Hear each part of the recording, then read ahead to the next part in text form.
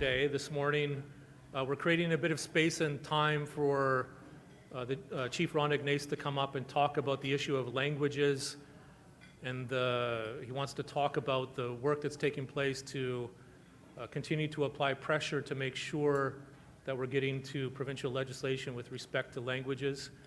So we've got a bit of time before we begin, before we get back into the 1 o'clock agenda item with Honorable Jody Wilson-Raybould. So we've got about 10 minutes or so for Chief Ignace and others to discuss this issue. So Chief Ignace, if I can invite you up here to speak from the podium on this issue, then you've got the floor for that amount of time. Thank you.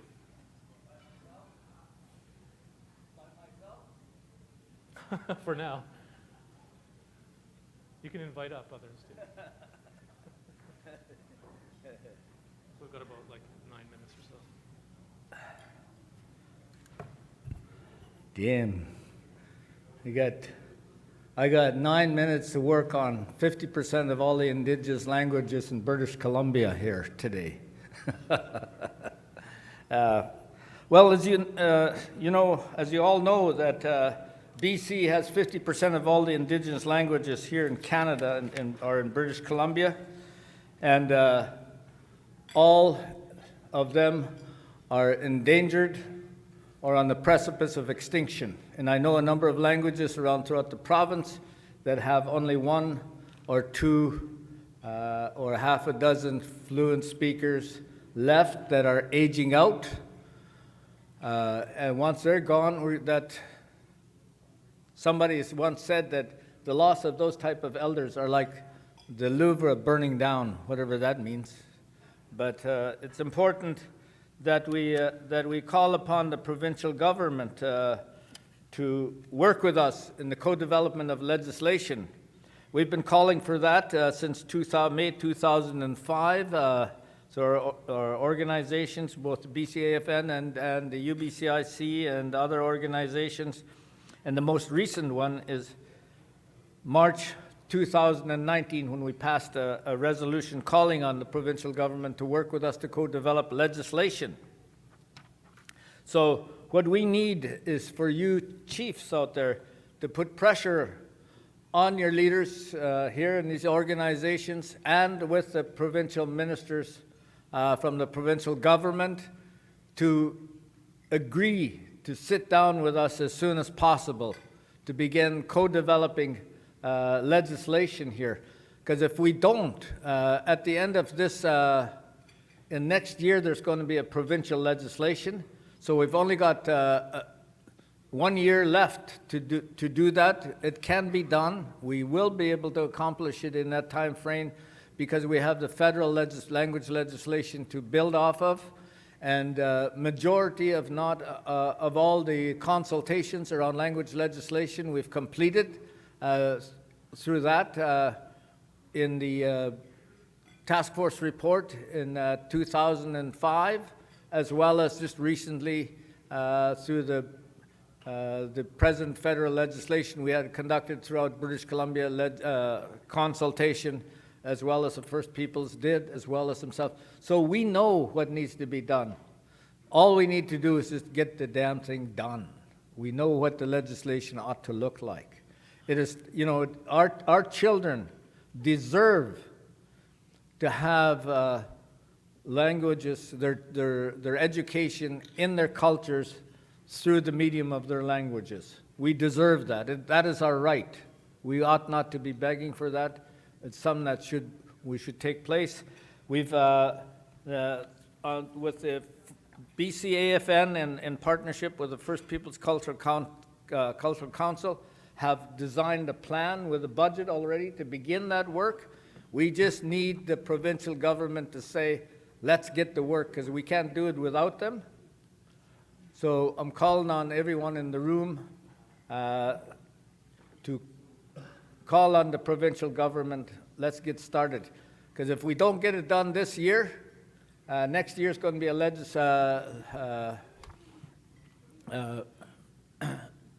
an election year. Nothing will get done next year, and nothing will get done for a year after that. So we're looking at 4 years away. just think, in 1 year, we lose so many of our fluent speakers. In 4 years, just think how many we will lose.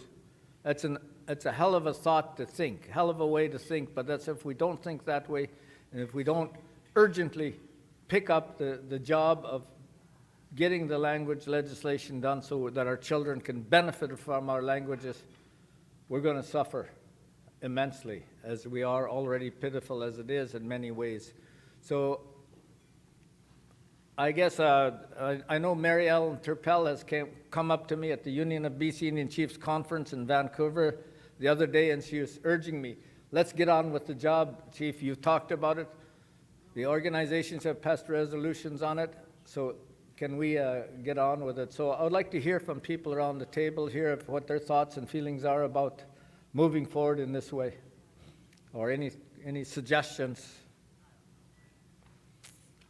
Don't all speak at once, though, okay?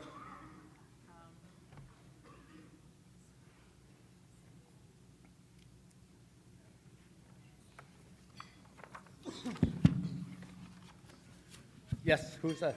Mike 15, Mike 15, okay. Derek McDonald, Lake Baby Nation. Thank you. I just want to echo what this gentleman is talking about.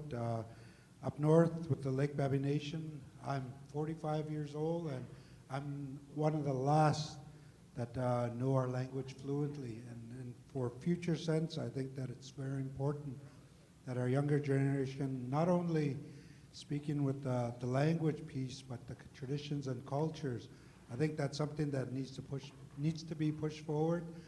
I know there are mandates and resolutions that have been passed, so I have to agree with this, that it has to be pushed forward. It's very important that tradition, culture, and language keep moving ahead with every First Nations, not only in the province of British Columbia, but in Canada as well. Thank you, Chief. And you too, Wayne.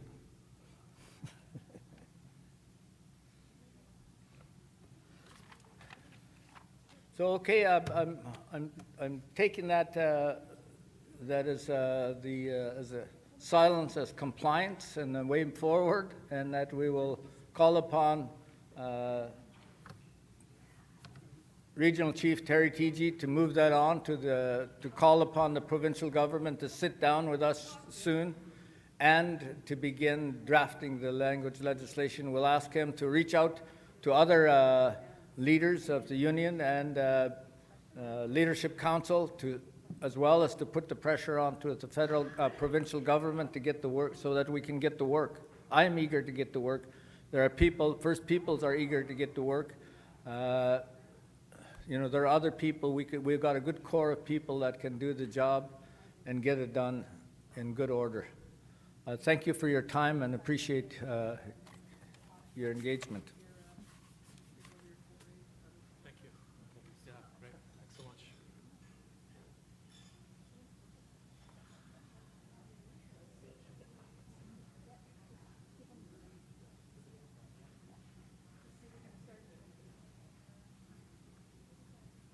We'll start in 2 minutes from now. Thank you.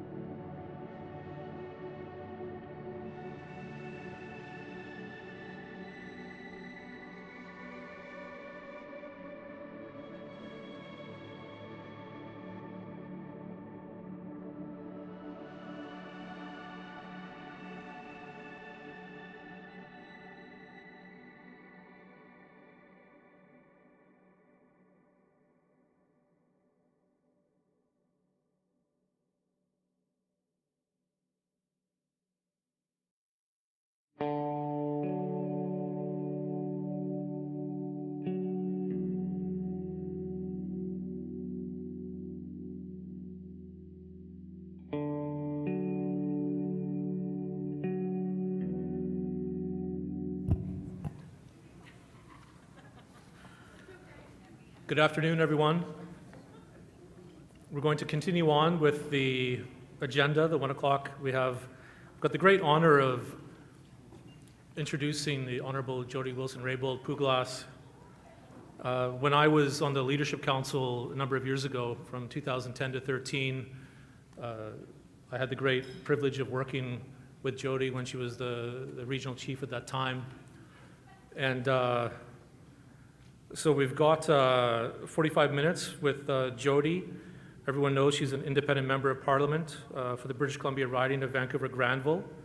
She served as the Minister of Justice and Attorney General of Canada in the cabinet of Justin Trudeau from 2015 until January 2019, and then as Minister of Veteran Affairs of Canada from January 14th until resigning February 12, 2019.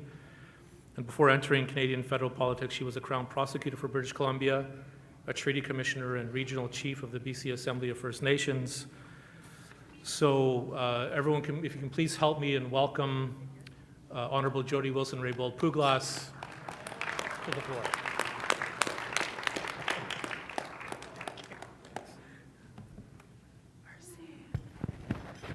Thanks, Doug. And I guess first of all, I of course want to acknowledge the territory of the Snuneymuxw Nation. Thank you for welcoming me here to your assembly today. Thank you, Regional Chief, for always inviting me back. It's like a homecoming coming back here, and appreciate listening to many of the conversations this morning, talking about UNDRIP. I wanted to also acknowledge my former colleague, Regional Chief Ghislain Picard, who is here, and I think really importantly, present for these discussions and this period of time that we're in terms of what we can do given the opportunity that we have, given the crisis that exists across the country, work together to try to resolve these issues, but ultimately, and what we have, I know, been talking about since I sat in the chair of Regional Chief, looking to move from a period of the denial of our rights, which continues to exist, to recognition of our rights. And I want to acknowledge all of the leaders in this room, all the chiefs, matriarchs, elders, Gwen and Bobby Joe for being here, and the welcome to the territory. So I thought the Justice Committee report was going to be before I spoke, but I'm just going to put my 2 cents in for the work that regional chiefs are doing on the Justice Committee and advocate for your strong support in terms of wanting to do everything we can to reduce the overrepresentation of Indigenous peoples in the criminal justice system. And that fundamental to that is to do a major review, actually not a review, to go into the criminal code and realize the mandatory minimum penalties that exist in the criminal code are a major contributor to the overrepresentation of Indigenous peoples. And to press the government to amend the criminal code in that regard, and support Senator Pate, who has introduced a bill to do just that. And I will also say, and this is something that I advocated for years when I had the pleasure and honor of being the Minister of Justice, advocate for a substantial investment into restorative justice and into specialized courts across the country. It is incredibly important. The evidence shows that restorative justice measures and having communities insert their Indigenous laws and traditions into sentencing circles, et cetera, has a huge impact on the reduction of the revolving door of people that exists in the justice system. So there's a couple thoughts for the justice component. But I was asked, and I'm going to try and not speak too much, but I was asked to talk about the current crisis, the wet'suwet'en reality that we are witnessing. I was asked to talk about the United Nations Declaration on the Rights of Indigenous Peoples and legislation, of which I benefited from hearing some of the action plan, and more broadly and passionately, for me anyway, talking about recognition of Indigenous rights, the recognition and implementation of Indigenous rights which I believe needs to take place through a national framework that starts with legislation and starts with bringing in UNDRIP into Canadian law. So maybe just a couple of reflections about where I'm at, and I mean, I know that we know each other well, and I am deeply honored to be the independent member of parliament for the riding of Vancouver Granville. And I will say, because I think it's important, and I know International Women's Day is coming up, I am the first independent elected female member of parliament in our country's history, and I think that is important to say.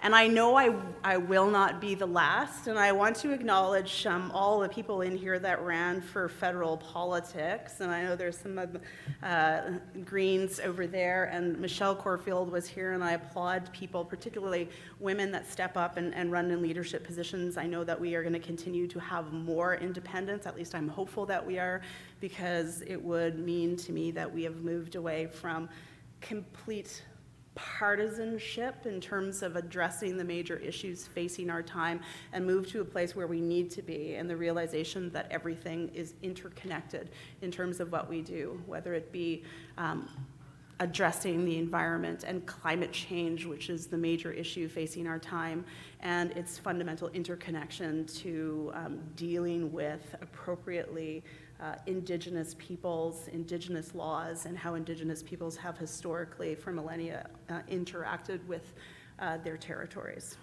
So with that, those three issues that I talked about, Wet'suwet'en, UNDRIP, recognition of rights, as you know, they are all fundamentally interconnected.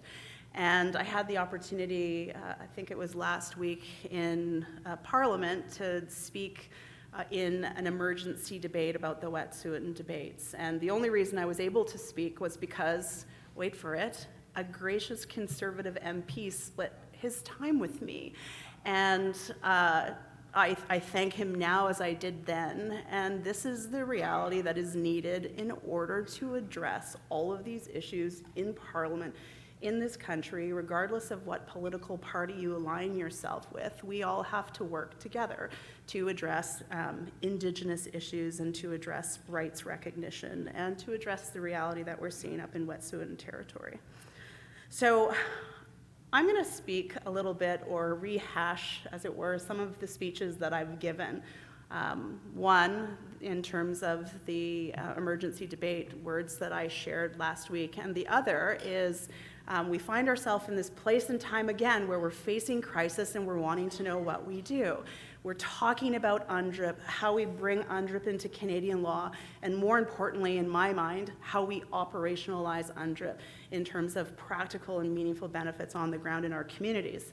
So I'm going to speak to some of the points that I made when I was the Minister of Justice and when I gave a speech in Gatineau in 2017, wherein I announced that the government was going to support Romeo Saganash's bill, which before Romeo was Tina Keeper's bill, to bring UNDRIP into Canadian law. And I at the time endorsed on behalf of the government of Canada, saying that we were going to support Romeo's bill, but that Romeo's bill was a first step, and there's a lot more that needs to be done. So I'm going to review some of that work, those words. So what I talked about when I stood up in the House of Commons at like midnight was reflecting on how we got to this place where we see barricades across the country, where we're having challenges with reconciling elected leadership with hereditary leadership, and what we're seeing up in Wet'suwet'en territory. And I reflected in that debate why we are seeing and facing these challenges. Well, it's not a surprise. We all know that these challenges are going to continue to arise, and these challenges are going to continue to arise because this government and past governments have not done what they have intended or said that they were going to do. They have not addressed the hard issues of rights recognition and ensuring that there is the creation of mechanisms for Indigenous peoples to rebuild their nations, to exercise their inherent rights to self-government. These tough issues have been punted. This work has been punted by this government. And the Prime Minister knows this. His ministers know this. This is something that has been talked about for 5 years in terms of this government saying that they were going to embrace rights recognition, that there was no relationship that's more important to this government than the one with Indigenous peoples. It was just over 2 years ago that the Prime Minister stood up in the House of Commons and spoke about a rights recognition framework and what needed to be done to create the space for Indigenous nations to rebuild. So Wet'suwet'en brings to the fore, and I know there's a lot of elected Indian Act chiefs and councillors here. Of course, I was an Indian Act councillor, and the work that you do in your communities is incredibly important.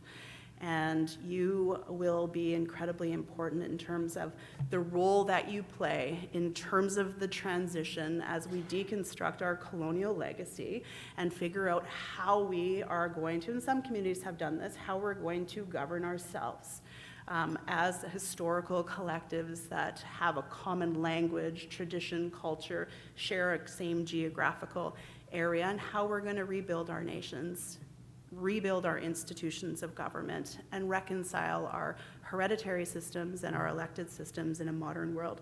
This is the opportunity that we have. I know many of our communities have undertaken a lot of this work, and we need to have a government, both in Ottawa and British Columbia, that supports this work. So I talked about the Prime Minister, I talked about the federal government and the years of words and the speeches, the historic speech on February the 14th. And I have to say that there was a meeting, kind of an infamous meeting now, that I had requested, and this is all in the public record, so I'm not disclosing anything that hasn't been disclosed before. It was on September the 17th of 2018. And it was a meeting that I had with the Prime Minister and the Clerk of the Privy Council. And the Prime Minister brought up another issue, which kind of was in the media for the last year at that meeting. But the purpose of the meeting, why I called for that meeting, was to have the very conversation that we're having right now around rights recognition, around UNDRIP, around how we practically implement the minimum standards that are contained within UNDRIP into Canadian law and create the space for nations to rebuild. That's why I wanted to have the meeting, and that's what I was expressing to the Prime Minister in the latter portion of that September the 17th meeting. So we've pressed for it. We all have pressed for this. It's not a secret about what needs to be done. So what should be done in terms of the Wet'suwet'en? Well, we've seen that Ministers Bennett and Fraser have gone up to Wet'suwet'en territory, met with the leadership. As we all understand it, and as was in their press release, they're dealt with two separate issues: the barricades and in terms of the pipeline, as well as talking about Indigenous title and rights. And there was a news release that came out about how, with respect to rights and titles, the parties focused intensely on commitments to an expedited process to implement Wet'suwet'en rights and title. These were the results of the discussion, and that the leaders would go away and have a clan meeting, however that's constructed according to their Indigenous laws and ways of being, and approve or not approve the agreement. Well, I find any agreement interesting. I can imagine what is contained in the agreement that the ministers came to. There's certainly no, as far as I know, any language that would have been agreed to on the fly. I suspect a lot of the language is contained in at other tables and other agreements that Indigenous peoples have been working on for quite some time. But I applaud the agreement, and I question, and this will come out in the days and weeks ahead, how the Government of Canada and British Columbia are going to implement their agreement.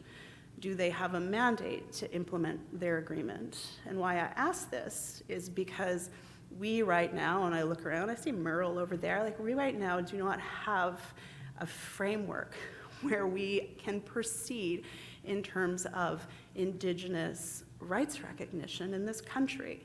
Yes, it's important to have individual tables to have these discussions, and there has been headway made on specific wording, but I don't believe, and I might be wrong, I don't believe that we need to have conflict or go from conflict to conflict or protest to protest and have agreements, expedited agreements with individual communities. I think it's important, and I support the Wet'suwet'en in their discussions, but this begs for a rights recognition framework. So we do not have to have conflict, or we do not have to advocate for the recognition of our rights, because we have governments that have moved from the denial of rights to rights recognition. This is what the Prime Minister spoke about on February the 14th of 2018. This is what needs to happen. And I would, and I've said this, and I know that all of you have said that whatever the government wants to do, if their intent is real, that I would, and I know that all of you would, support them in the work that they're doing. So maybe just a couple of comments, and this goes to a speech that I was able to give when I was the minister in Gatineau. And I want to go to have some conversation about the United Nations Declaration on the Rights of Indigenous Peoples and the importance of that document. And that document has been in existence now for over 10 years, and the extraordinary efforts that went into it. The 46 articles, the minimum standards for the survival, dignity, and well-being of Indigenous peoples. It's a human rights framework, an international human rights framework. And I want to say this because I heard Grand Chief Doug Kelly ask a question of, I think it was the provincial ADM, around UNDRIP. And I hear, I'll get to your point that you made in a minute, I hear that the government is going to introduce this legislation very soon, that it will find its way onto the order paper in short order. And that's okay. Or is it okay? I mean, I realize that, and we all know that we have the inherent right to govern ourselves, that nobody can provide us with those rights, they exist. But I believe, and perhaps Minister Miller was right in saying that even if the legislation was introduced, that there would still be an opportunity to amend that legislation. I think that British Columbia took a significant leadership role in adopting, was it Bill C-40, Bill 46? 41? C-41, which brought UNDRIP into BC law. Incredibly important. But it's a first step. There is so much that has to happen after UNDRIP is adopted into Canadian law. And I would say, and this is to the point of Grand Chief Doug Kelly, UNDRIP provides a framework. Of course it does. But I believe, and I say this as a former Minister of Justice and Attorney General of the country, I believe Section 35 offers an incredibly robust framework and a full box of rights that will only be filled up in a rights recognition world by our nations rebuilding, our institutions of government and deciding which laws we want to draw down and exercise, and how we will choose our governing body, who our citizens are, what will be contained within our Constitution, what is our legal status and capacity. These are the decisions, and this is the hard work that we have to do, and we can do together. So I think adopting UNDRIP, if the federal government is going to introduce UNDRIP in the next couple of weeks, I think that is an important first step, and we will applaud. But, and this is what I said in that speech some 2 years ago, there are other steps that have to happen, and we have an opportunity as Indigenous peoples from British Columbia, as a member of Parliament, as people from Quebec and Labrador right across the country to work together to press the government to go beyond what the BC government has done. We know that there needs to be more steps taken. So again, aligning laws with the United Nations Declaration, and I suspect the legislation will be very similar to C-262. This is part of it, but there are, I'd say, 4 other steps that we need to take, or things that need to be done.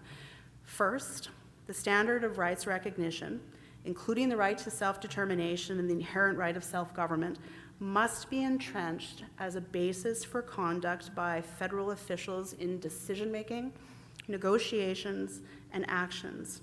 It is by setting the standard of recognition and that proper relations can be built and truly cooperative work can unfold.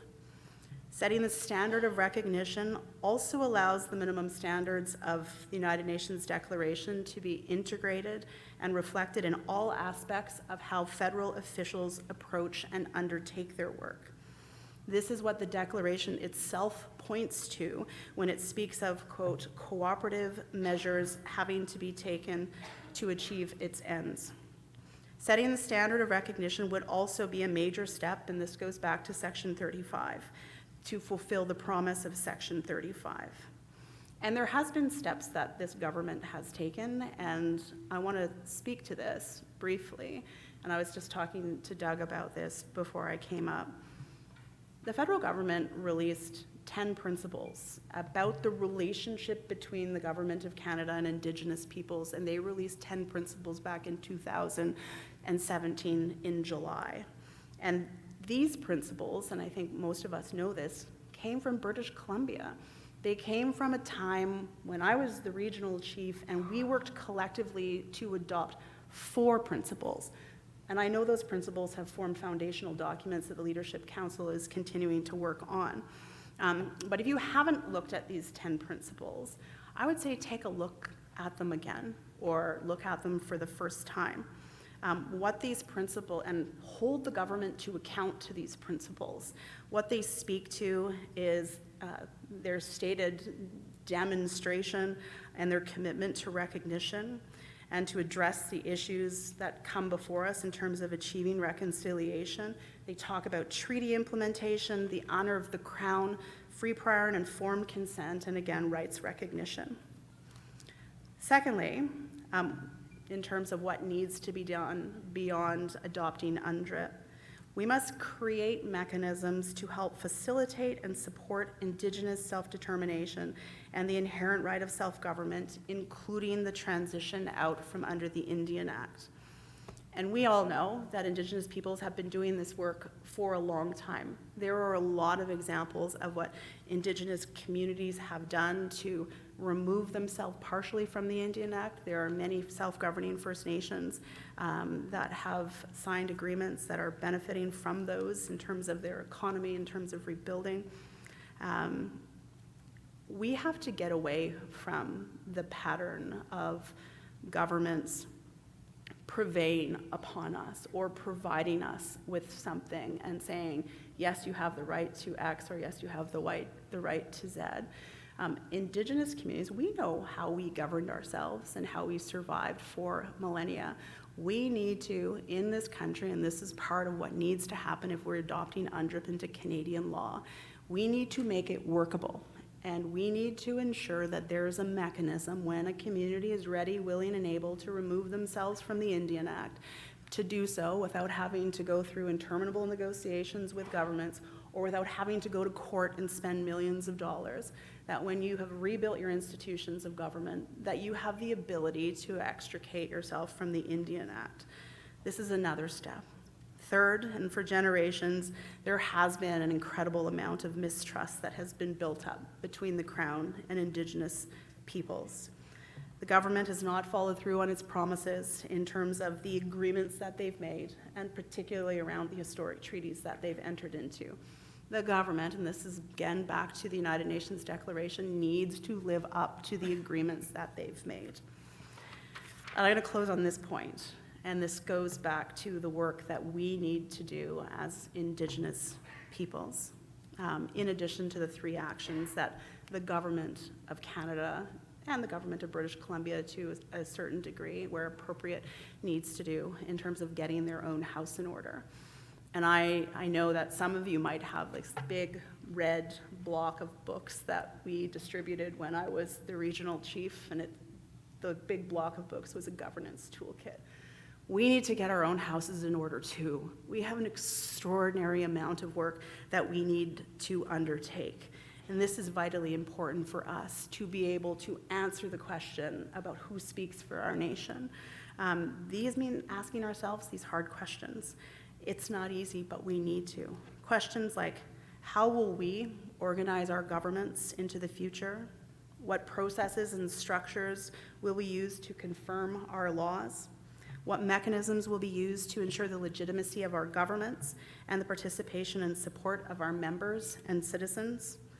What are the ways in which you foresee interacting with Crown governments in making decisions and implementing your laws and policies?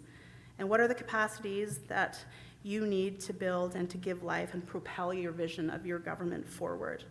And how will the declaration be reflected in the structures, modes of operation, and the standards that guide your current and future governance? This is the work that we need to do in our communities, and I see two of the councillors in my community sitting over there from Wewak. This is the work that we need to continue to undertake, and we can do that together by building on our success. I'm going to say this now, and I would look to any of you who have comments what an independent or members of parliament can do generally in a minority government situation to support the necessary work to hold the government to account and actually introduce substantial legislation that actually operationalizes rights recognition. Tell us what we can do and how we can support you in this important work that you're undertaking.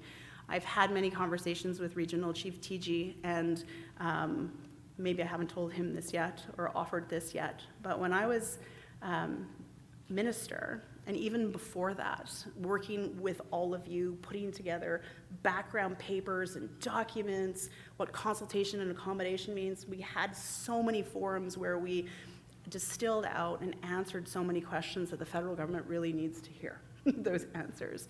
I'm going to undertake today to say that I'm going to release all of those documents that I've worked on for so long, including when I was the Minister of Justice, and package them in a way that I can present them for discussion. And maybe I'll do that in a speech that I'll give in the next couple of months. But I think this is an incredibly important moment that we have. And it's not sufficient for the federal government to introduce legislation that brings UNDRIP into Canadian law without actually doing the necessary steps in order to implement it. We see this, and nothing to take away from Indigenous peoples and the Leadership Council that works so diligently with the provincial government to have Bill 41. It's incredibly important, but we need to build on it. And adopting that legislation means that the hard work actually begins. And we know what needs to be done. The solutions have been there for so long. We just need to look at the Royal Commission on Aboriginal Peoples that is almost 25 years old that suggested rights recognition, and we need to do it together. So I offer that help, Regional Chief, and I'm going to stop talking because I could go on forever and have a cold. But I'm incredibly impressed, and that's not COVID-19, I heard you say. I'm impressed about all of you leaders sitting around this table, many of whom have been sitting around this table for quite some time. Let's take advantage of this opportunity, the minority government situation, people sitting in every single party that want to actually do something and to finally address true reconciliation. And it's going to take leadership, and we need to hold people to account. So I offer myself and the work that I've done to work with you and your regional chief to get it done. So Gela Kusla, thank you for having me. Happy to take any questions. I mean, I'm sure it was clear as mud, but thank you.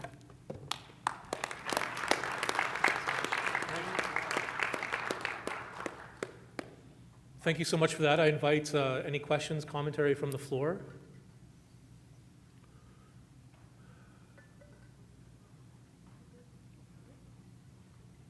Good. Grand Chief Doug Kelly. I didn't want to go first. I've been doing that all day. And then I saw my brother, my younger brother, kind of looking at me intently. So I have to say, Jody, it's great to see you. It was quite a surprise to hear the word gracious and conservative in the same sentence. Maybe we are moving out of that dark decade. And I think, Jody, I think one of the things I'd love to hear you speak about when you engage Canadians. This morning there was a lot of talk. We heard from our dear elders about the importance and the medicine of prayer, the importance and medicine of forgiveness, the importance of holding ourselves to a higher standard, the importance of responding to racism not with anger, not with hatred. Either ignore it or pray for it. And at a recent rally in the Fraser Valley, right in the heart of Chilliwack, oh my, we disrupted traffic for maybe 3 hours. There was lots of other places and ways to go. It was actually Sheshkowitz's children, her beautiful daughters and nieces, that organized it. Well organized, well planned, so I did what I'm supposed to do. I showed up and I supported them. But the anger that came out of people, and Haliquatul, Grand Chief Stephen Point, talked about forgiveness, and he prayed for those angry Caucasians.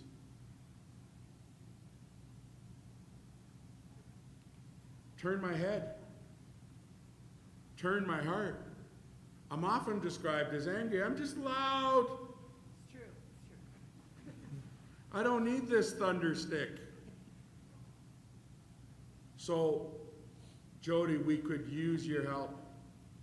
We could use your help because people love you. And it's not just us that love you. Of course we love you. You're one of ours. But Canadians, British Columbians, and other citizens from other races and other places all love you. Because they love you, they'll listen to you. And we need them to understand that they have to put that ignorance away.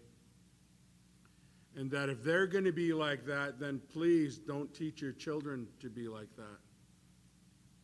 Those are messages I think are really important to be heard. But our people need to hear from you too.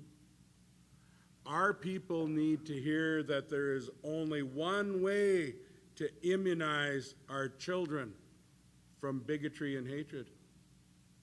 There's only one way to make sure that they're healthy enough and strong enough to withstand whatever bigots and racists may throw at them, and that's by giving them the strength and understanding and knowledge of who they are and where they come from. To carry pride within their heart, mind, body, and spirit about their identity, about where they're from, and that they need not ever feel shame or backwards or badly about others and their ignorance. So Jody, I love that you're still there. I love that you're still working hard. Just hope you can help us combat racism with the gift of love that people give you. Hey, Sim. Thank you, Grand Chief. Cookby Christian.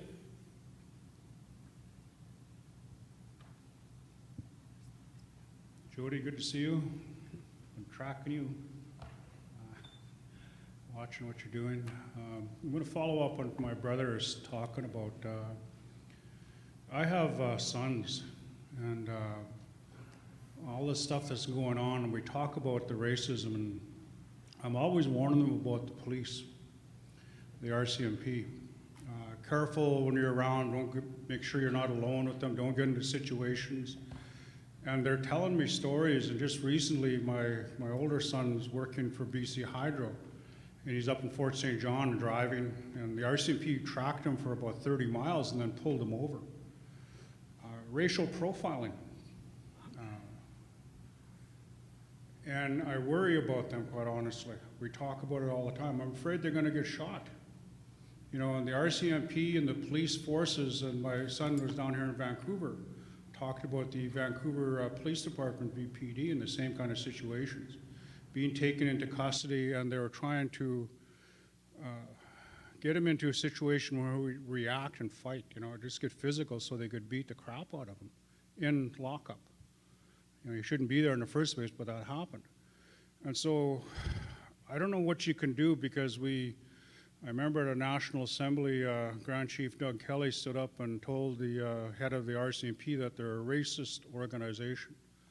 And he responded by saying, yeah, we are, but they haven't done anything. I'm concerned about the state of the people to serve and protect us, and your background and justice and all those things. And like my brother says, how can you help us to intervene at that level? Because something has to happen. You know, I'm mindful of Colton Boucher, you know, 2-year anniversary. He was murdered. They called it protecting our trespassing. He was actually murdered. We had Christian, a young man in Alberta, around the same thing. He was murdered by a racist situation. You know, a young guy, and that's what I mean. I think of my sons, because he was a hockey player. He was really engaged in the community in his 20s, right? So, and that was just recent.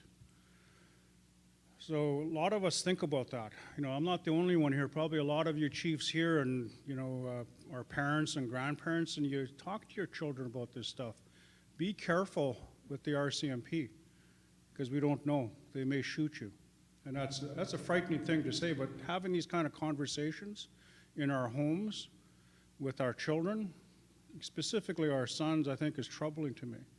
And I know in your position, as Grand Chief Doug Kelly is saying, is that you have an influence in not only with our people, but Canadians as a whole, but more importantly, with the justice system. We need help. I'm really worried. I'm really quite concerned. And as a father, more than being a chief, as a father and a grandfather, the racism that's extending across this country from coast to coast to coast is affecting the most vulnerable, and that's our children and our grandchildren. So we need to do something, and we can help you if you can help us, and let's work together on it, because I'm just, yeah, it's pretty, when you have those kind of conversations, you know, it's difficult.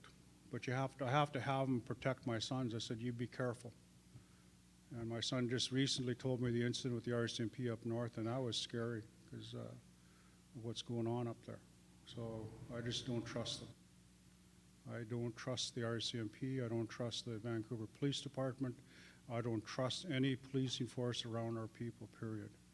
So I just want to say that we need your help, like Grand Chief Doug Kelly said, Cookstrom.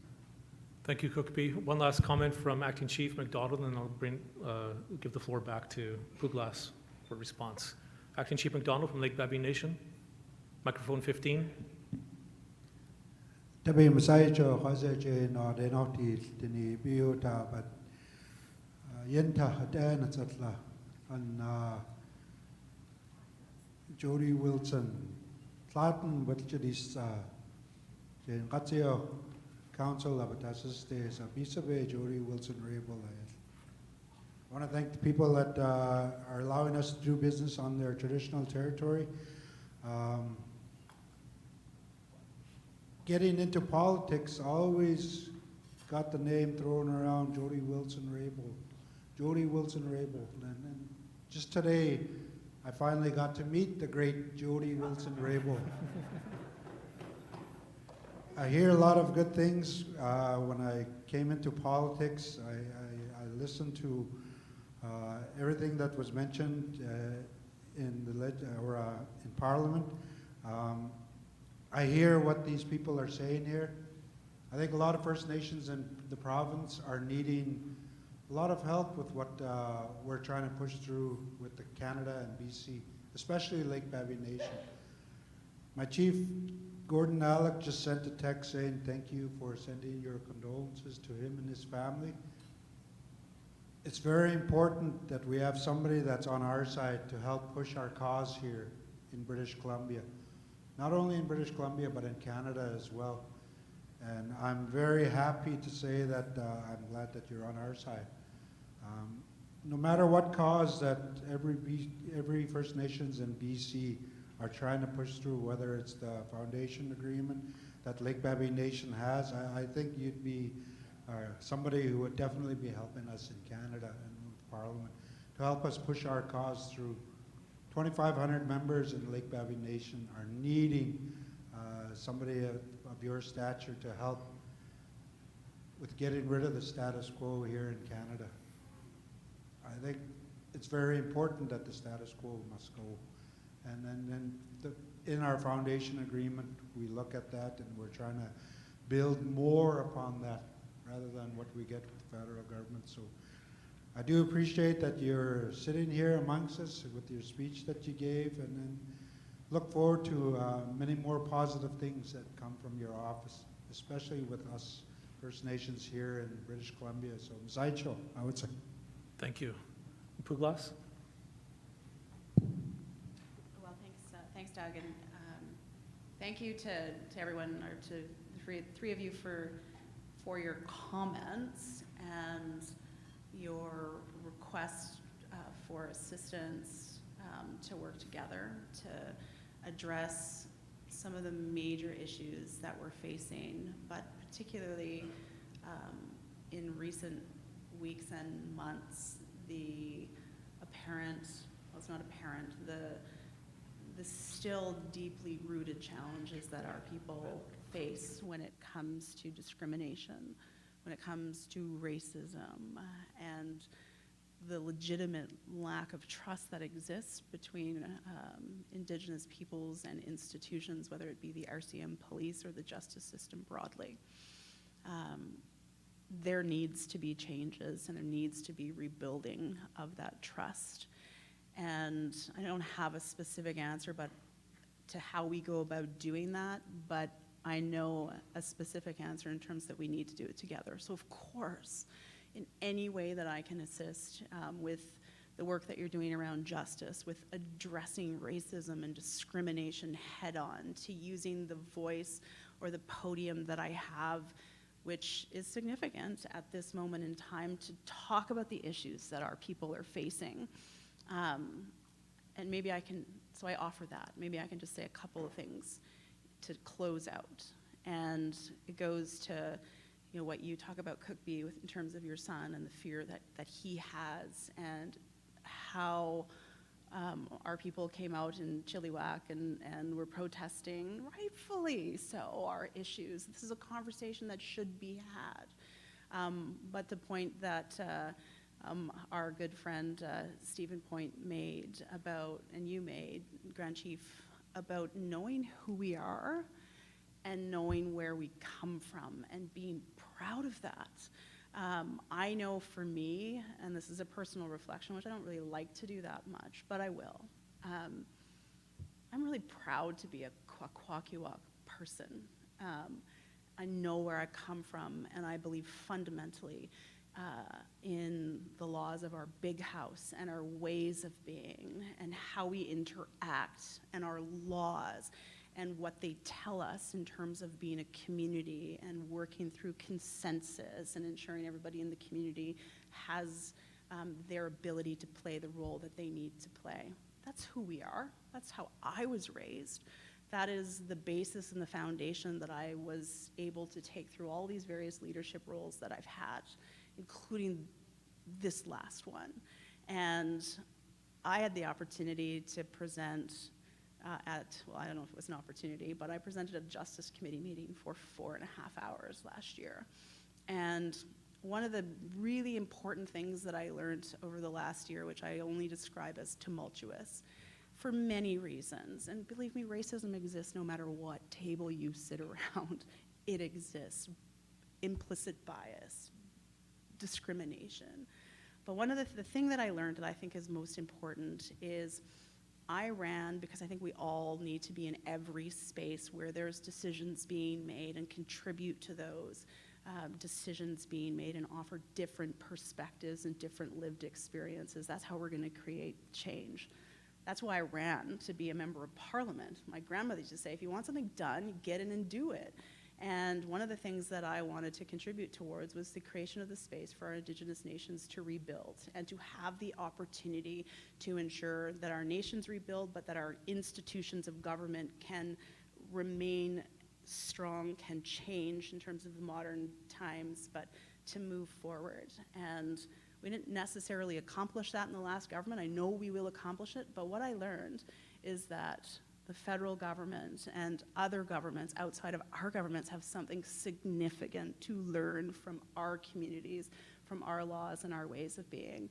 I think there is incredible hope and optimism, and if there are my voice and all of your voices and people across the country speaking out against racism, speaking out against discrimination, actually understanding the history of this country and its dark past in relationship to our people, there are more people out there that embrace Indigenous peoples that and our issues and want to help, and it's going to take us all. So we need to reach out to those peoples as much as we can, set aside, thankfully, the minority of people who only live with hate, and we need to show compassion and love, which I know we all do, and I appreciate your getting in touch with your chief.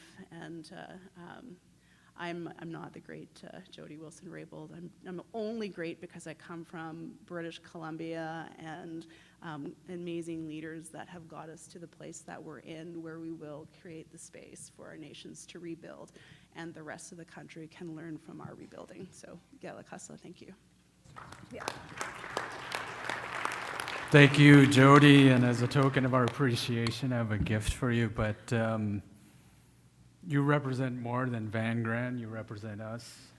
And also my other question to you, I asked her to speak on a number of these items, was my last question was tips on being awesome. Do you have any tips for us? No. But thank you for thank you for coming and presenting and having your insight. It's always valuable to all of us. So masicho.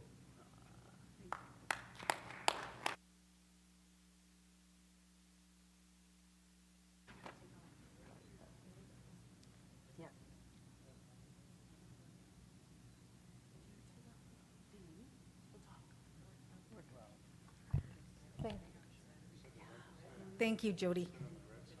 At this time, I'd like to call up Cheryl Cashmere, Kupti Judy Wilson, and Kupti Wayne Christensen, and Regional Chief to update us on children and families.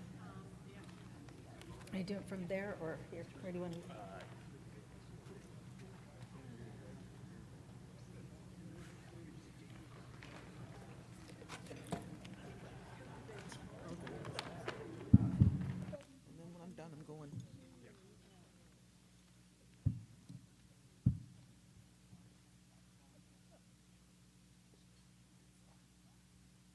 Right. Sorry, we're just, Cheryl will be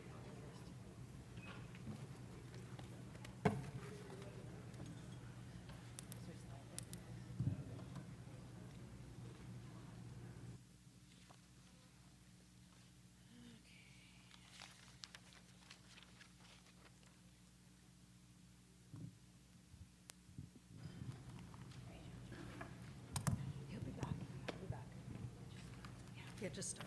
okay. Hi, good afternoon, everyone. We're back again. This time we're here to speak to you about developments happening around the child and family file, particularly what's happening at the tripartite working group table and with C92 jurisdiction work. So we just had a lunch meeting with Minister Miller, the Leadership Council, and one of the issues that we raised with him was continuing to seek and lobby and advocate for a BC-specific process in British Columbia. We don't want to get caught up in and lost in a national process, which sometimes happens when work is happening nationally. And so, having said that, I'm saying that because there's a lot of work that has happened here in British Columbia around child welfare, and some good work has been happening for decades. And so we want to make sure that we're able to continue to do that work and that we're not going to be hindered or facing any challenges that will, stop that work from taking place. So that's the reason why we relay that message to any of the ministers that we have an opportunity to meet with. He did make the commitment that, and he's heard us loud and clear, he said that he will take that back, but he also mentioned to us is that, however, if a nation approaches him from British Columbia and wants to do their own work, that he will support that first and foremost. And we said, well, of course, that's the whole point of this jurisdictional work, is that it needs to be led by nations. And so, we're not here to stand in any way. Part of the funding that we're looking to secure is to help us do some of the work that maybe nations don't necessarily have the capacity to do. So we're talking about practice and standards and operations and fiscal. And so when nations are ready, and if they need to rely on that information, it will be readily available for you. And we know that everybody's at varying parts of drawing down or exercising jurisdiction in child welfare. Not everybody's going to be able to submit their notice of intent to the federal government, maybe not even this year. From what we understand, the last time that we had received an update was that there were 10 nations across the country who had submitted their notice of intent, and one nation in particular, I believe, was from Saskatchewan, was ready to go any day in terms of entering into a coordination agreement. We know that there's no funding that's available. No statutory funding was not tied to C-92, and so that's also another issue that we raise with the ministers to make sure that there's going to be adequate, sustainable, long-term funding for nations to be able to do this important work.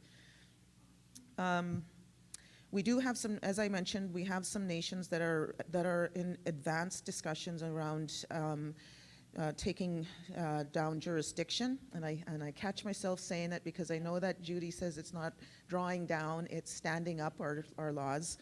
I have to change my mindset, and that we have some jurisdiction tables that have agreed to meet with the Leadership Council, and we're going to be doing this on March 10th. It's the day before the Shared Territories Overlap Forum, which is taking place next week. And we're working on terms of reference for a nation-based inherent jurisdiction working group. And we want to be able to support the jurisdiction tables in anything that, in any way that we can.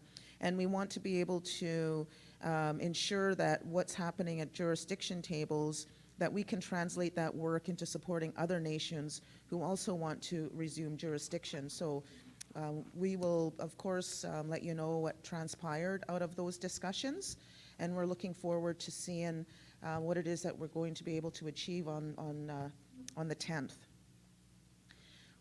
We also are having conversations with MCFD, and we also shared it with Minister Miller, is the issue around the delegated agencies. And it's funny that that I talk about this because my nation chair was texting me earlier and was asking me questions about what are our next steps as a nation in terms of having our delegated agency continue to be a part of this process. So even at my table, we're having that conversation.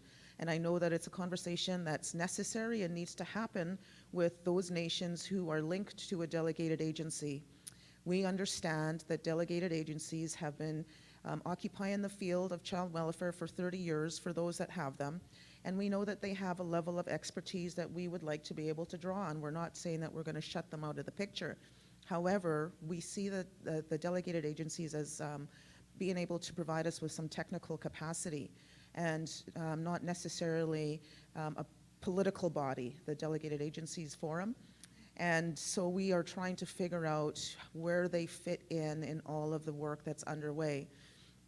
And they've been reaching out to the Leadership Council wanting to have some space created for them at the tripartite working group table. And we've advised them on a couple of occasions already that that's not our place to open space for technical groups to join.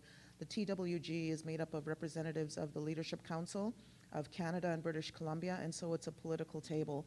And so in order for us to continue to do the work that we're doing, we have to keep it that way. But what we have offered is that we would be more than happy to have them join us on the subcommittees that have since been created at the Leadership Council, at the TWG. We have a practice subcommittee, we have a fiscal relations subcommittee, and we have a, what's the other one? Fiscal. No, I said fiscal. Practice, fiscal, Dawn? Oh, that's it? Oh, okay. I thought we had 3. Anyway, so we would welcome their participation in those 2 subcommittees, because we know that they have a lot of expertise in that area. And that's what we're going to continue to do. We're going to try to strengthen that relationship to ensure that we have delegated agency directors as full partners with us as we do this work.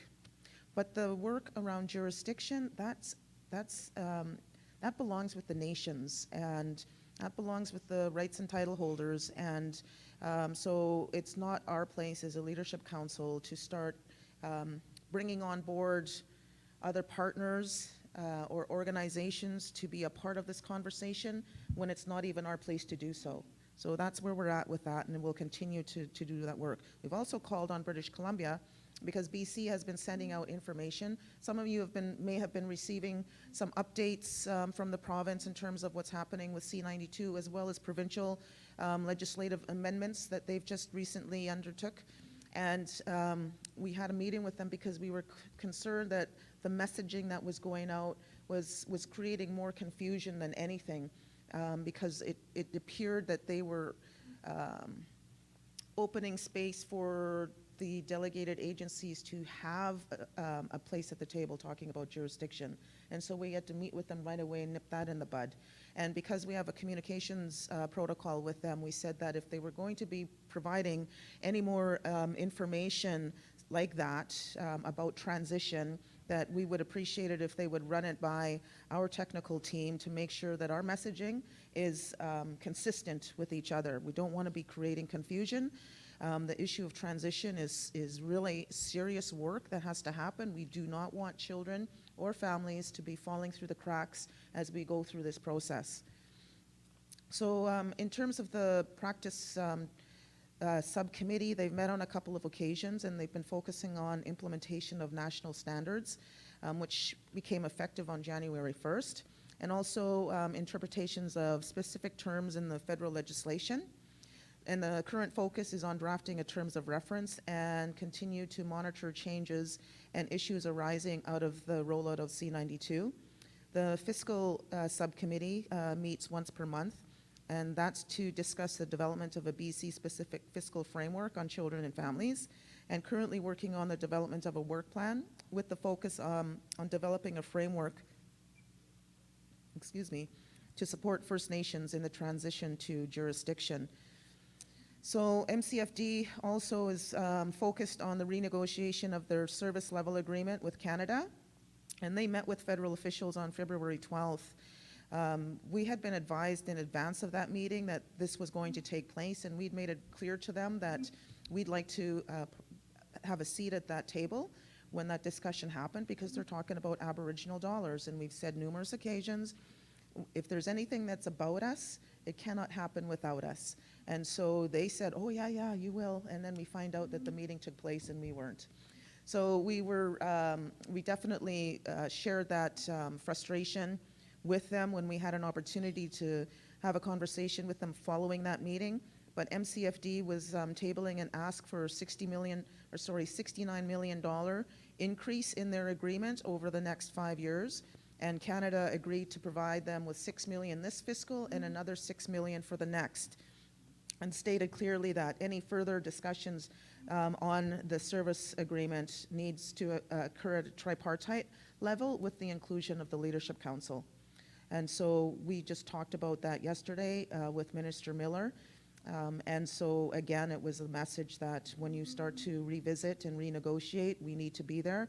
We also want a clear outline of all dollars that are Aboriginal, and we also want to know how those dollars are being spent, so that we have an idea of what services are being provided and at what expense it's at.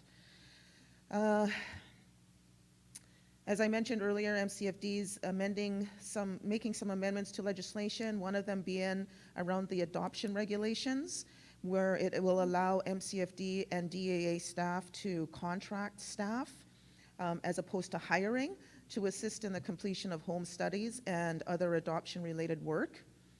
The other one under the legislation is MCFD is able to exempt social workers from registering with the College of Social Workers, and this means that they're not subject to the same level of review or disciplinary action as social workers employed in other areas.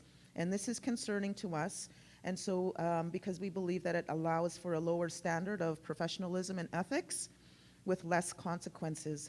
So we're asking that they make a legislative amendment fairly soon to make sure that it requires all MCFD and DA social workers to be registered. And we think that this is an easy enough amendment that can take place, similar to what, Doug, what you were raising about making that change so that Indigenous representation could be put onto the regional health boards. We see it along the same lines. It's not something that's huge, but it's something that has major impact and can happen quite easily.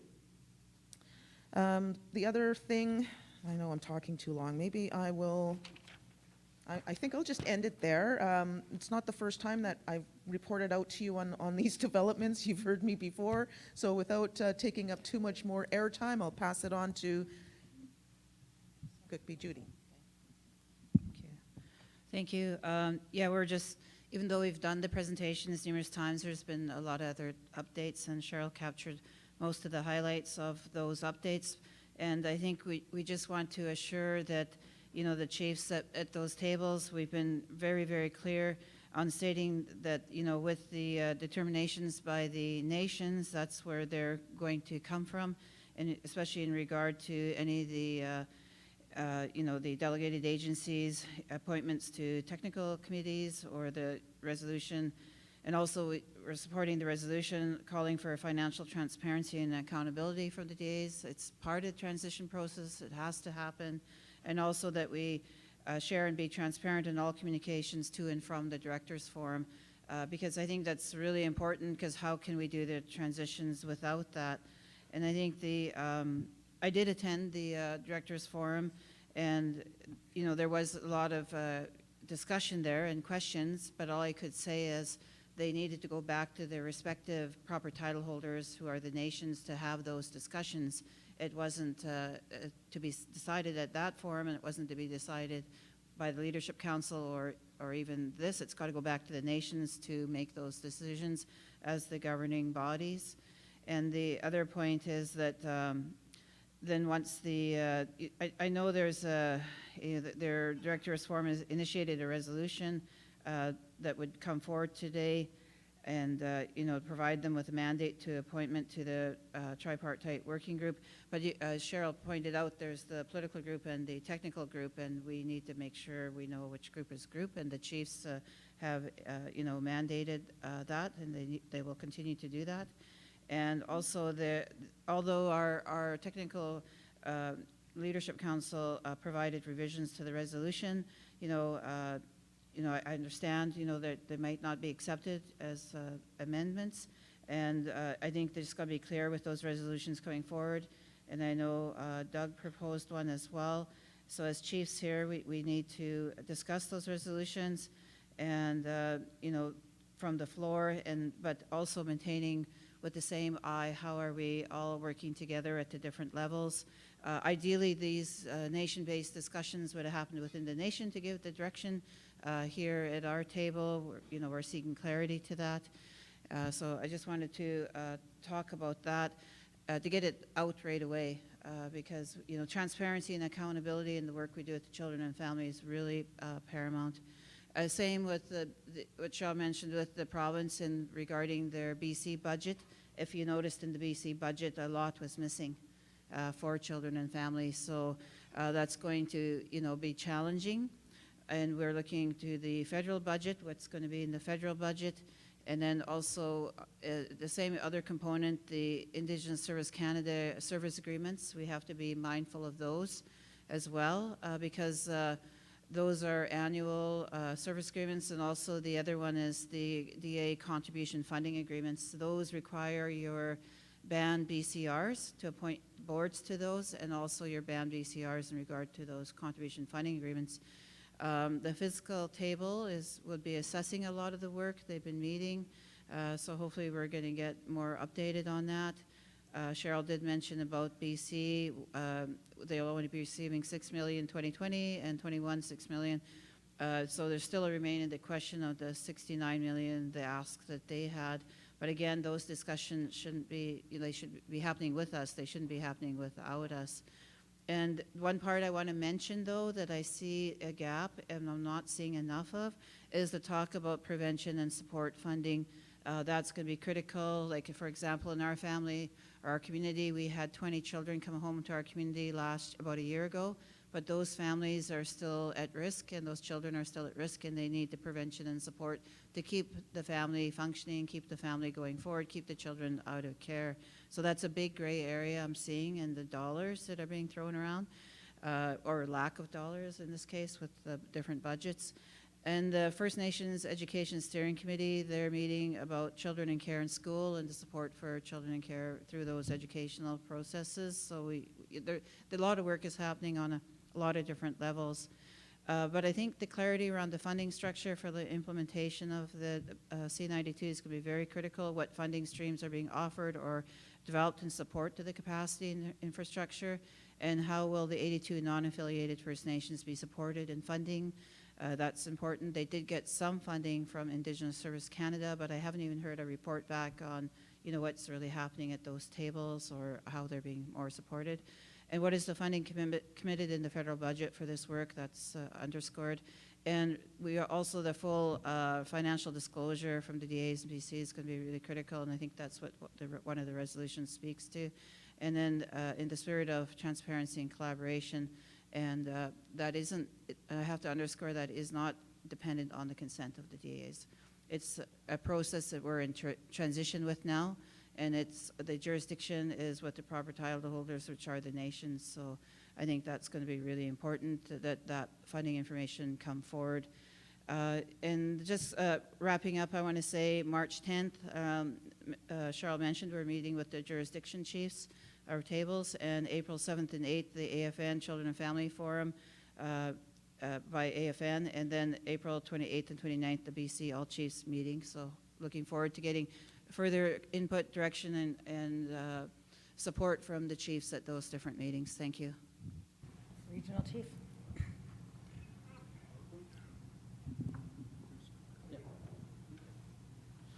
Yeah, very quickly, the two meetings that are coming up, the national and then the regional. But the other important thing to consider politically on this matter is that over the next year, there will be a provincial election. So we have to work with the provincial government. We're the only region that have all the governments at the table, the First Nations, provincial and federal governments, where we're discussing this important matter for transitioning. And I know other regions, my colleagues, aren't as fortunate. Ghislaine is here, and in Quebec, the Quebec government are challenging Bill C-92. And it's really concerning that in that region, that the provincial government are not supporting this federal legislation and are actually fighting the First Nations there. And I think we're very fortunate out here in British Columbia that we could transition to this jurisdiction to our rightful place, to the First Nations and our jurisdiction. So I'll just leave it at that and then pass on to Wayne.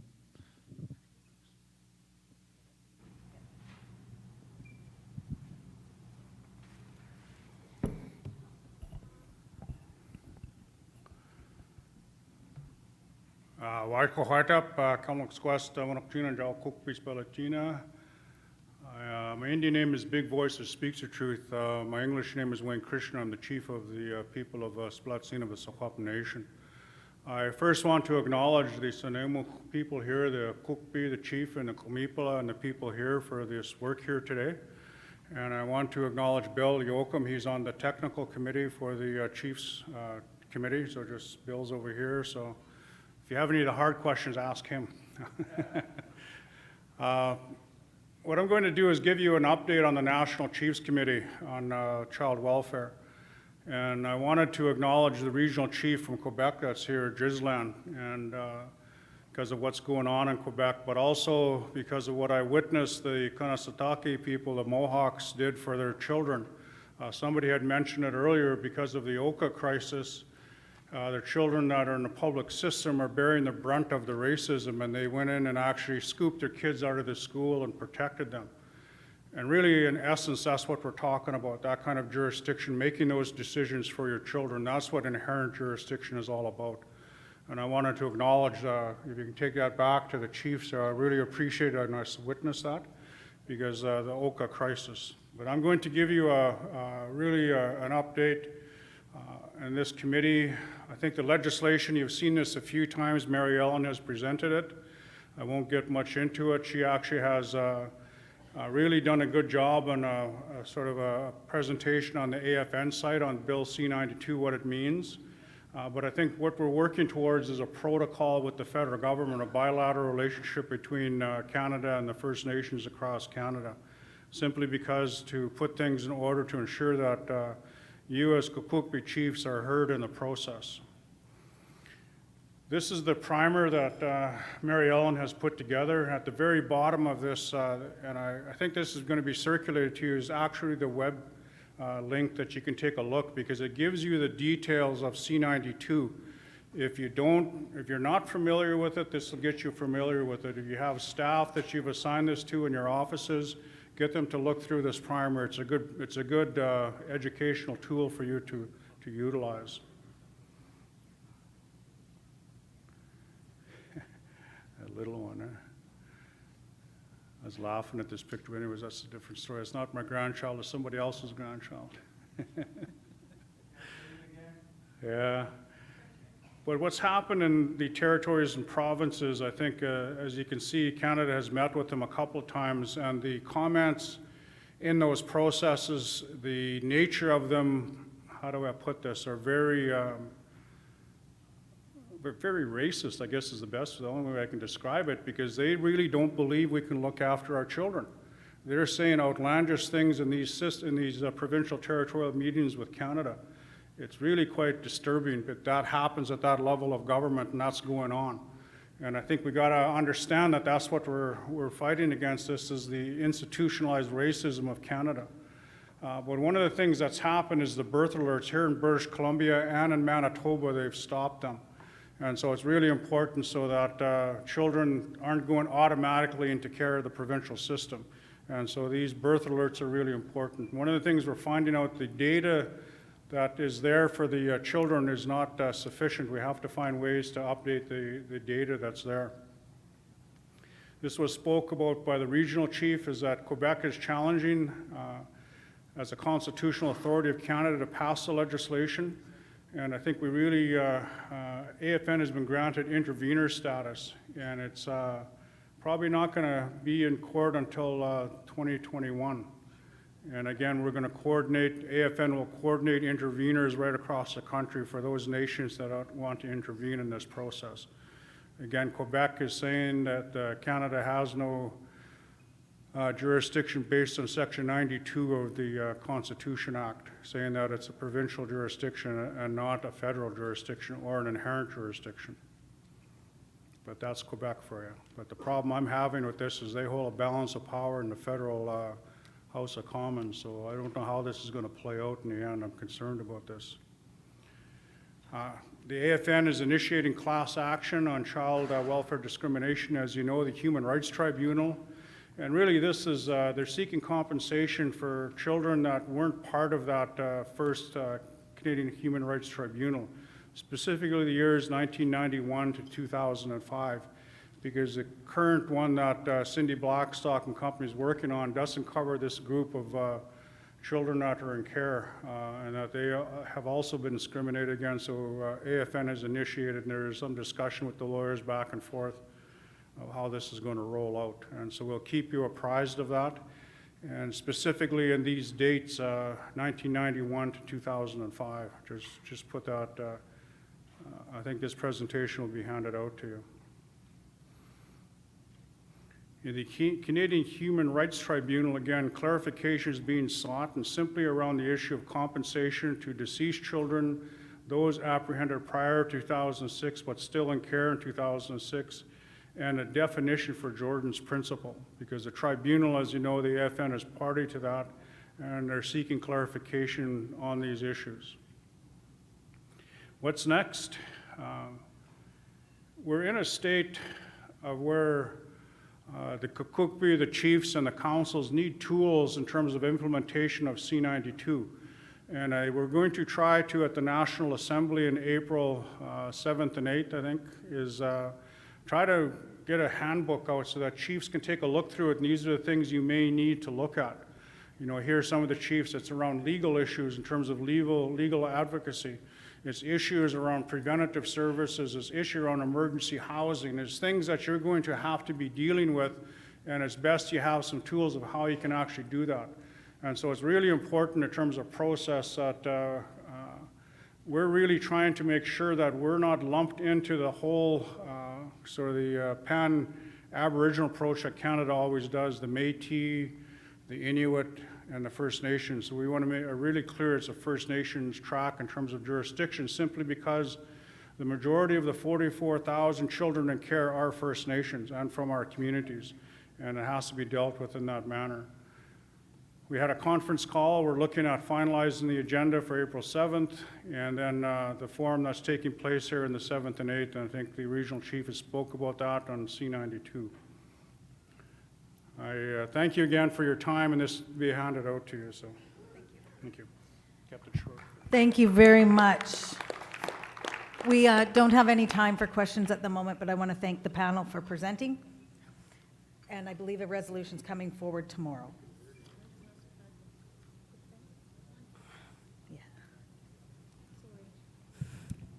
I may not get a chance to raise this at any other time, so I just really wanted to quickly share with you a couple of things. I think it's worthy to take note that the provincial government has put into place legislation that allows for paid leave for domestic violence and assault situations, and I believe it's 5 days paid leave, and I think that that's really significant in that we've never had that before. And so just putting it out for you to take it, to do a review of it and see what it means to you and your community and how it may be able to help families in your community. As well, I sit on the Minister's Advisory for Poverty Reduction, and I just wanted to let you know that we are currently working on trying to identify Indigenous indicators for measuring poverty. We have about 6 communities that are working on a research project on income-based studies, and that's ongoing. I just wanted to give you an update on that because previous I was coming out and asking if people were interested, so that project continues. I've met with a couple of chairs from some of the Leadership Council social sector groups, and we'll be trying to convene another meeting in the next little bit here to build upon the conversation around Indigenous indicators for poverty. If you have any ideas of how you may be able to contribute to that conversation, please touch base with me while I'm around today. I'd really appreciate it. Thank you. Thank you. And Regional Chief, you have a gift for Kupi Christian? I think, right? Yeah. Thanks. Thank you very much. Very important work. At this moment, we're going to go into our AFN Justice Update, and I'd like to invite Regional Chief Josiane Picard to come up. Regional Chief has served as Regional Chief of Quebec for almost 30 years and been an advocate for First Nations across the country, and I'm really excited that he's here to talk to us today. So with that, I will go to you both.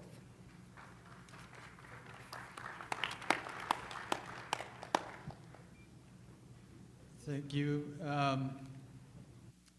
So as part of the executive, myself and Ghislaine have co-chaired, if you will, the justice portfolio, and Ghislaine has been around, as stated, for quite some time as a regional chief for approximately 28 years, and he's from Pessamit, Innu Nation in Quebec, and I'm always honored to be working with Ghislain, and he was our interim national chief for a while, and has worked on many portfolios for the Assembly of First Nations as part of the executive, and honored to work with him and really learn from him as a regional chief just coming in the last couple of years. I look to Ghislain for insight and for his many experiences with past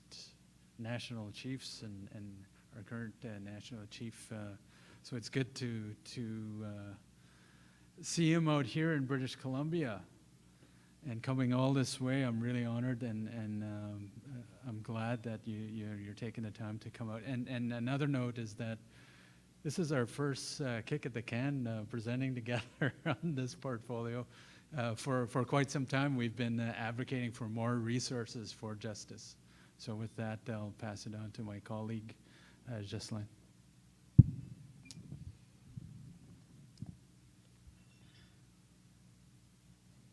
Thank you very much, Regional Chief TG. I certainly feel honored to have this opportunity to visit with our relatives on the West Coast, and I would say that it doesn't happen often enough, and especially in these trying times and challenging times. It's always very good to be able to connect with one another and share our concerns with the state of our relationship with Canada, the provinces, and the people as a whole. And first thing I want to do is certainly acknowledge the Snuneymuxw peoples and their leadership for hosting us on their unceded traditional lands. Also want to acknowledge the elders, the chiefs, grand chiefs, and guests in attendance. And as Regional Chief TG mentioned, I, for my part, will be covering a few items in our update as of the AFN Justice File. A number of key items. Obviously, we all know this. The justice system is broken when it comes to our peoples. Another major component in justice is policing, First Nations policing. Another issue that cannot be set aside is the murdered and missing Indigenous women and girls. Another big piece is corrections and restorative justice. And I know from conversations I've had with Regional Chief TG that as a region, and speaking for Quebec and Labrador, we're somewhat trailing in that area, but we're trying to certainly find ways to catch up. Before I move on, I want to, I guess, take this time to bring greetings on behalf of our 10 nations, 43 communities in Quebec and Labrador. I'm part of the Ino Nation. That's 11 communities that straddle Quebec and Labrador border. Back in the late 80s, we decided to do away with that border because it's not our doing. And I think it's a statement of sorts in terms of how we see ourselves. And I think that's something that certainly we all share, no matter where we come from in this country. And it's even more true in light of the circumstances that we face. And so I certainly want to bring greetings on behalf of our chiefs, and certainly more support in light of the situations that we face. And I understand, you know, it's, to me, it's,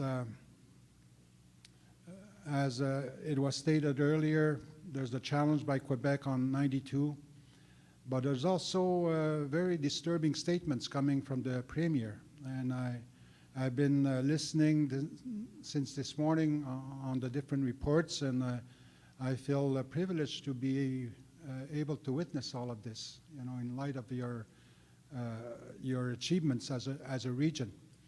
And it says a lot about the conditions that must prevail. And those conditions, I guess, have to do with the willingness, political will, and good faith that should be coming from the provinces in this case. And it's certainly not a situation that we have in our own region as Quebec. Just read a piece this morning, and in spite of what we hear and see across the country, a recent poll this morning suggests that in Quebec alone there's 60% support of our rights as Indigenous peoples. It's kind of amazing that we would get that kind of support in light of the comments and positions by the provincial government. But at the same time, we also read today that there's a provincial association of police officers calling on the premier to send in the army in the different blockades in Quebec. So it says a lot about the power of, we spoke about RCMP earlier. It goes for provincial police as well. In our case, we have a long, not very positive history with the SQ. So it's still very much an indication of the kind of, because policing is part of the justice system as well. So I think we will need to speak to that. So a lot of work has done in preparing this presentation. I will move on to it without any further delay. The following data is based on a census data from 2017. Disproportionate number of Indigenous and First Nations peoples have trouble with the law and the Canadian criminal justice system. We see more homicides of our peoples, especially for First Nation women. The murder rates for First Nations men has also been increasing. In 2017, there was a 32% increase in the rate of homicides of Indigenous women from the previous year. In comparison, the homicide rate for Indigenous men increased by 2% in 2017. The homicide rate of Indigenous men has been increasing consistently since 2014. Indigenous peoples are more often criminalized and imprisoned for acts that are linked to poverty, lack of educational and employment opportunities, lifestyles of substance abuse, mental health concerns, and histories of sexual abuse, violence and trauma. As we all know, these are results of generations of colonization, the residential school system, and the acts of genocide against First Nations peoples. In R versus Gladue, 1999, the Supreme Court of Canada established Gladue rights for Aboriginal peoples in Canada to specifically address the overrepresentation of Indigenous peoples incarcerated in Canada. The criminal justice system has not properly supported nor implemented fully the Gladue reports. On January 21, 2020, the Office of the Correctional Investigator of Canada released a report and statement concluding that Indigenous representation in the Canadian correctional system has surpassed 30% of the total federal inmate population, despite Aboriginal people accounting for only 5% of the population. Furthermore, the correctional investigator called for bold and urgent actions to address increasing overrepresentation of Indigenous peoples in the criminal justice system. The AFN strongly supports the correctional investigators' calls for bold and urgent actions to address this continuing human rights issue. As I said earlier, First Nation policing is a major part of justice, and we certainly have many concerns as a region as well. And we've stated many times before, and so it needs to be stated again. We need our own police forces to protect our members and manage our affairs with our partners. We are not on equal footing as other police forces in Canada. The federal government has the First Nations policing program, which is supposed to provide support for First Nations policing forces. The program has been chronically underfunded. The current approach to funding the FNPP is inadequate. Its treatment as a discretionary service and history of patchwork funding is unacceptable. Since 2018, there have been no further federal funding enhancements to First Nations policing. The creation and support of First Nation policing agencies being a clear reflection of First Nation inherent right to self-determination, as they enable First Nations to provide policing services which reflect their cultural traditions and values. Minister Bill Blair has the mandate to co-develop a legislative framework for First Nation policing as an essential service. The chiefs have also provided a mandate to the AFN to continue to advocate for First Nation policing as an essential service. The resolution also calls on the Government of Canada to entrench First Nation policing as an essential service with adequate, predictable, and sustained funding to meet the needs of each department.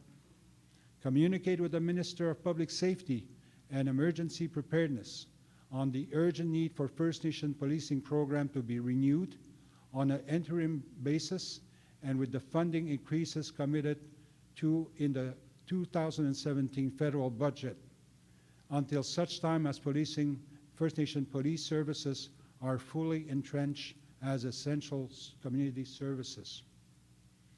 To urge the federal government to undertake the necessary legislative changes to ensure that First Nation police services are viewed as an essential service and supported equitably with federal, provincial, and municipal police services.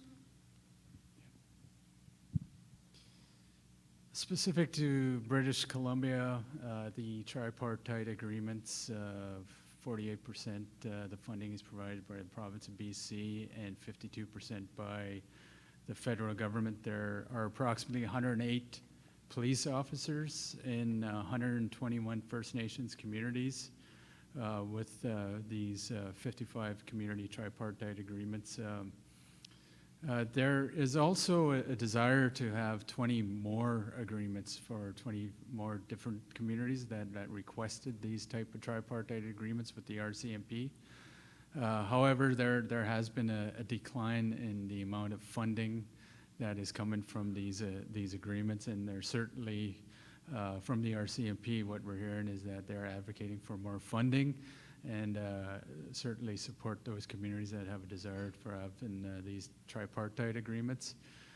Statlium has their own police force, but in BC as well, we're also looking for more agreements and a better relationship with not only RCMP, but also with the Vancouver Police Department. And we all know what happened with the BMO incident with the Elsuck elder and his granddaughter, in particular with the situation there with the Vancouver Police Department. And looking for a better relationship with city police departments and also the regional RCMP here in British Columbia, and certainly those relationships can be a lot better. What I would add to that is that we have been working through various protocols with the RCMP in Canada to advocate for the needed changes and supports in First Nations policing throughout Canada. As part of our engagement with Public Safety Canada, the AFN has also completed a gap analysis scoping report that outlined a number of short and long-term priorities, including the following: the overall bias in the Canadian criminal justice system and the underfunding of First Nations police services, procuring feedback from First Nation police agencies and available research on this subject matter, and defining priorities as they pertain to policing and community safety. The Assembly of First Nations has proposed to Canada that a full gap analysis be conducted to support the necessary legislative reforms for First Nation policing to be viewed as an essential service. However, more investment is needed from PSC to allow for this type of analysis to be conducted.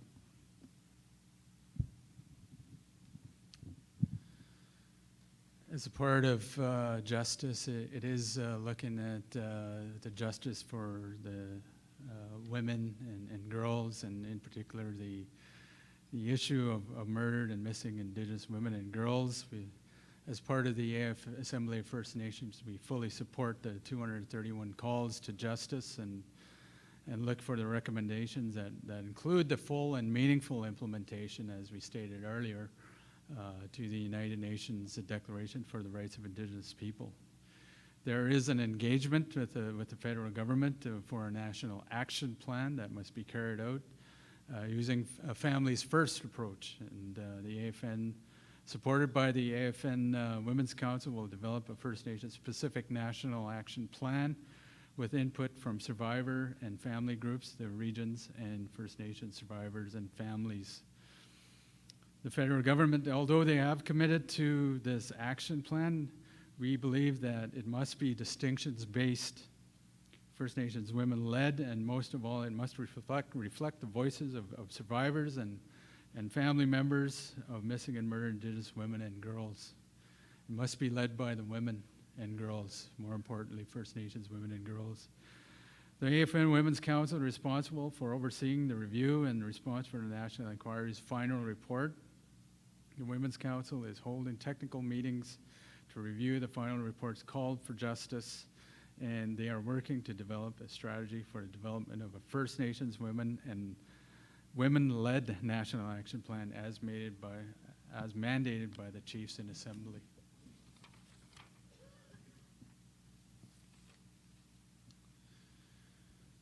While we certainly understand the government committed to having the National Action Plan completed by June 2020 of this year, we believe that it may require more time to ensure that proper engagement with the many families and many women and girls out there that have experienced trauma needs to be reflected in this National Action Plan. In order to meet the federal commitments, a joint AFN Canada table is required to ensure priorities of families of missing and murdered Indigenous women and girls are reflected in the National Action Plan. The AFN and the AFN Women's Council are pleased that we now have an agreement on funding for the engagement and co-development of the National Action Plan and are anxious to begin planning for the national engagement sessions to be carried out in the years 2020, 2021, the next fiscal year. The development of a national action plan to end violence against Indigenous women and girls is a monumental task which will require significant time commitment. Survivors and family members need to be properly engaged and supported.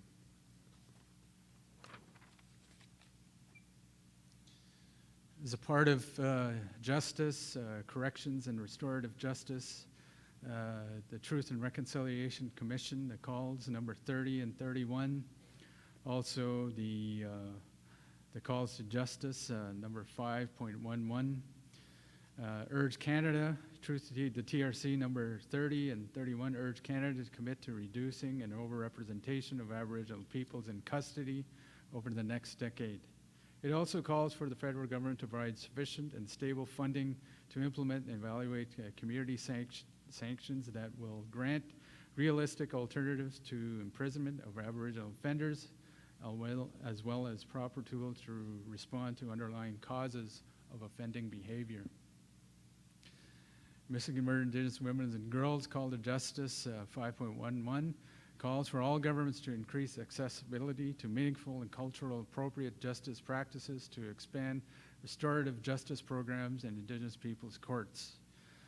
In terms of restorative justice, that would include sentencing courts. We've seen many that have been implemented over the last few decades here in British Columbia, more recently in Prince George and other areas, which is a good thing.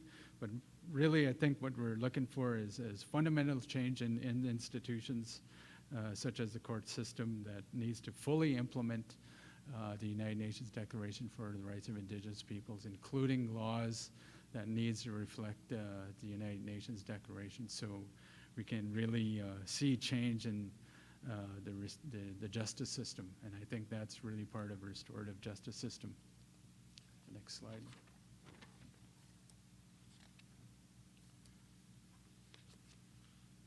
The restorative justice programs need to be broadened.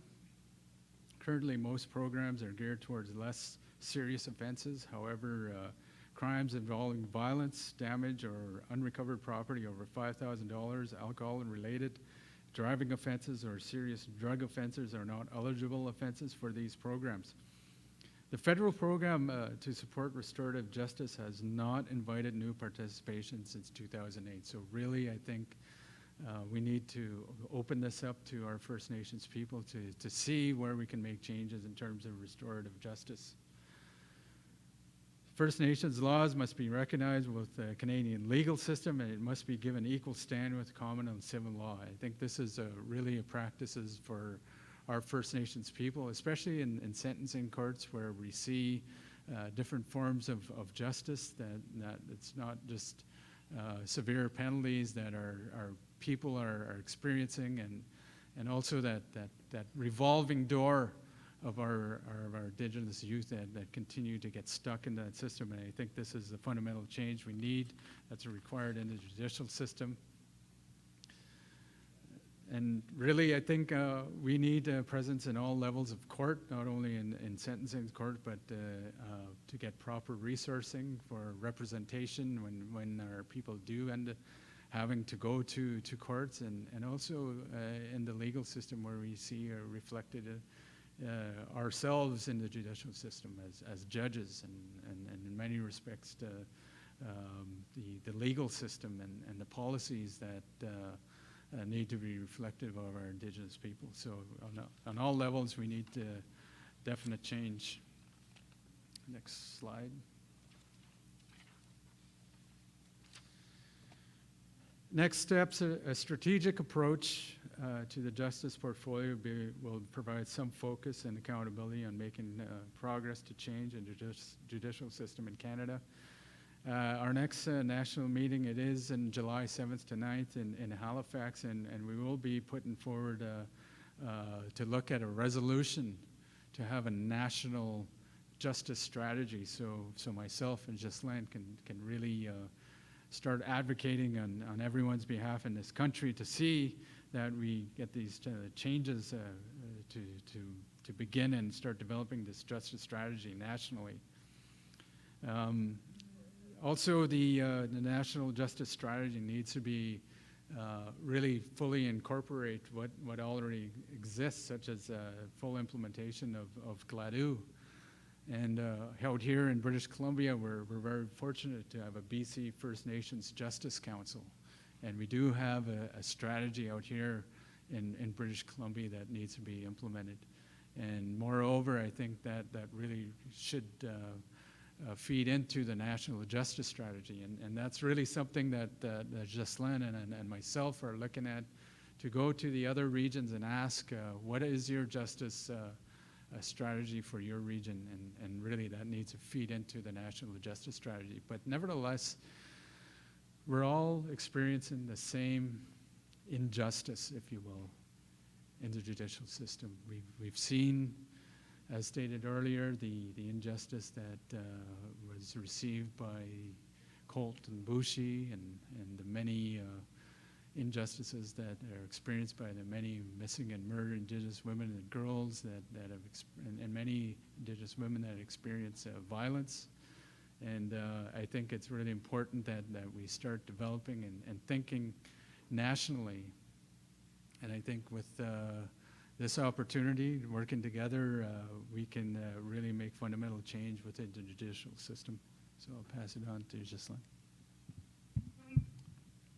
Thank you very much, Regional Chief. And I guess the only thing that I would add is, as I said earlier, we're sort of falling behind as a region in terms of what we do in justice. But nevertheless, we found time last week to have that discussion with our chiefs. And we may not be ready at this point to move on to a resolution like you will, but it's coming. And I feel pretty confident that we can be ready for the upcoming July Assembly and in the Atlantic. And so because justice is very broad, it includes policing, it's very important for us to, I guess, try to stay on top of these issues and wanting to properly engage Canada, but as well the province. Although, I mean, we're just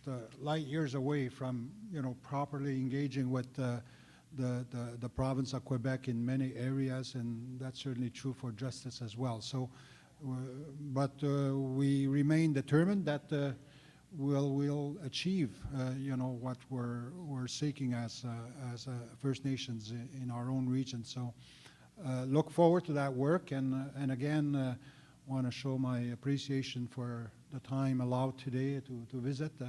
I think it's very important, as I stressed to my other colleagues from the executive, that from time to time that we get these opportunities to meet with our different regions to just be in a better position to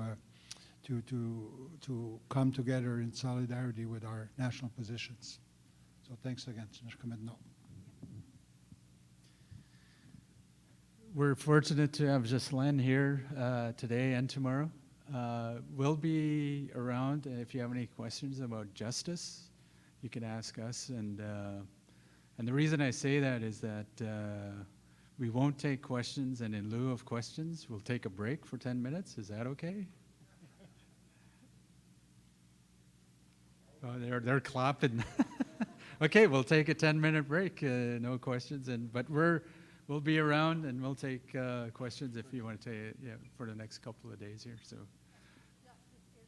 Justice is on the agenda for tomorrow, so I think it'll be like for a resolution, right? So with that, you have 10 minutes. We'll see you back here at 3:03.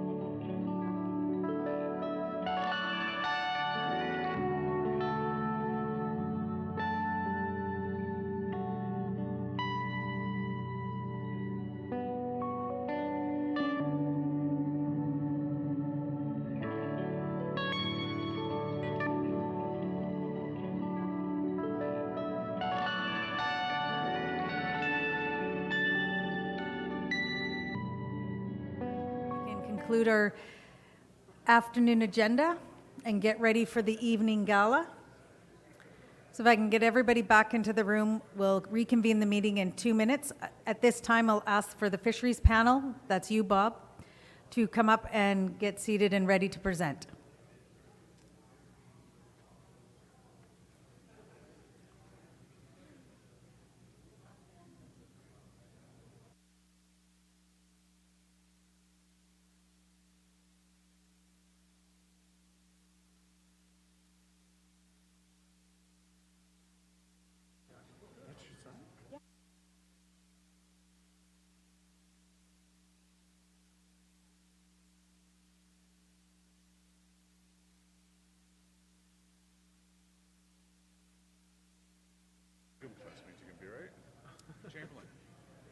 Do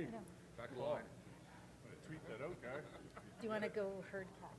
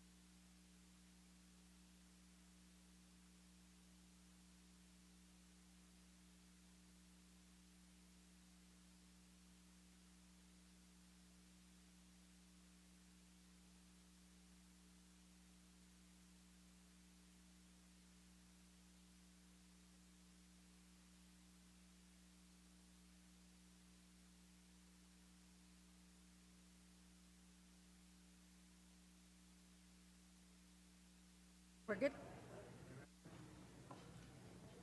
I'll ask everybody to make their way to their seats.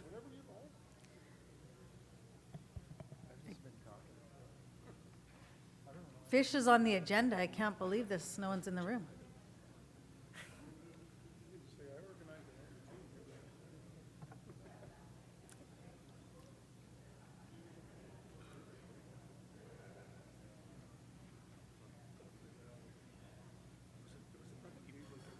No, they're all left.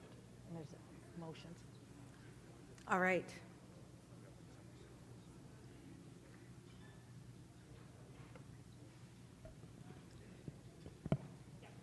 So we'll start with our presentation from Fisheries, and we'll go to Regional Chief Terry Teegee. Thank you, Michelle.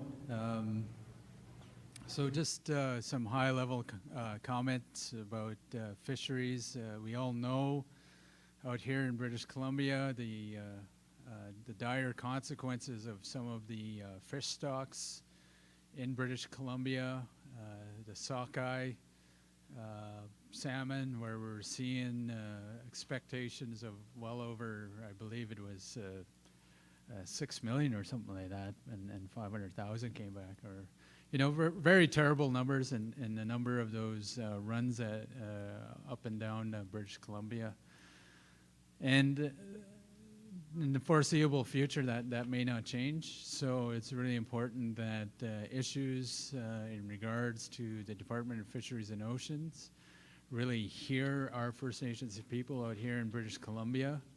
I am part of the National Fisheries Committee. I hold that portfolio along with from the Eastern Provinces Regional Chief Roger Augustine, and we advocate on our behalf of many First Nations of the many fish issues, and including freshwater on the inland, and the issues of aquaculture as well.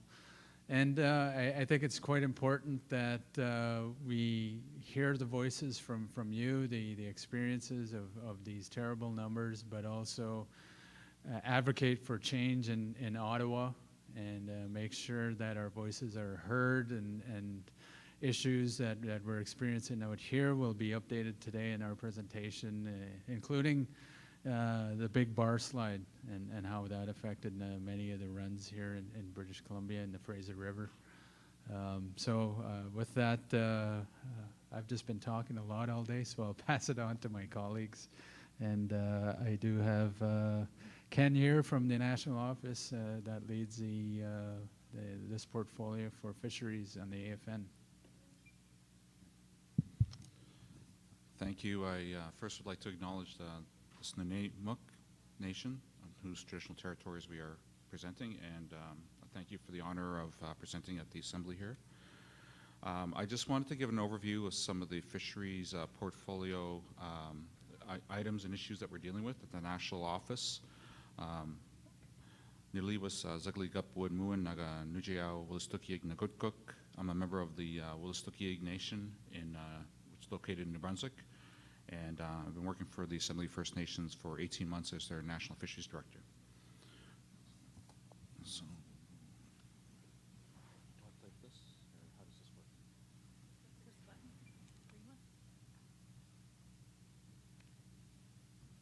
Oh, I broke it.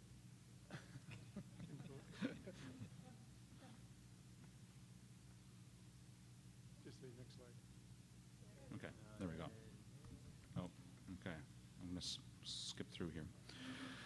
So our National Fisheries Committee, Regional Chief TG is co-chair, Regional Chief Augustine. Our National Fisheries Committee has members that are appointed by all 10 regional chiefs. It's a committee made up of chiefs and technicians. And the BC reps are Chief Dalton Silver, Chief Michelle Edwards, and the technical members are Jordan Point and Cliff Atleo. So some of the highlights we had last year, in February, we had then Minister Jonathan Wilkinson come to our National Fisheries Committee meeting. We were able to sit with him for about an hour and a half and talk about some national priorities. We had a updated meeting at the Summer Annual General Assembly in Fredericton, New Brunswick. It was actually a fairly short meeting. We only had 3 hours, but we had a few things we had to discuss there, including species at risk. We met in the community of Listuguj, which is a Mi'kmaq community in Quebec that was affected by the Marshall decision. The importance of that meeting was we met with them at a time when they were asserting their own commercial fisheries plan on lobster and their own fisheries management plan, despite Department of Fisheries and Oceans. They actually didn't ask permission.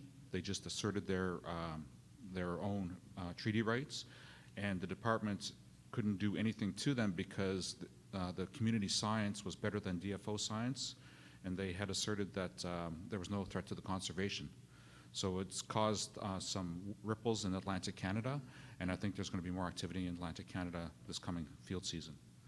And we were able to bring Minister Bernadette Jordan into our National Fisheries Committee meeting in December at the Special Chiefs Assembly, and this was before she actually had her ministerial letter. She made a priority of actually meeting with us, so we had her for an hour, and we were able to start talking about some of our priorities that we wanted to have addressed this year. And we're also able to bring in 2 of the commissioners from the International Joint Commission. The IJC is a commission that is made up of Canadian and United States federal representatives to look at water issues, and of course water is the sustaining habitat for fisheries. So we were able to make some, at least initial contact with them, and we're hoping to continue to work with them in this region. Of course, the IJC works between British Columbia and Washington State.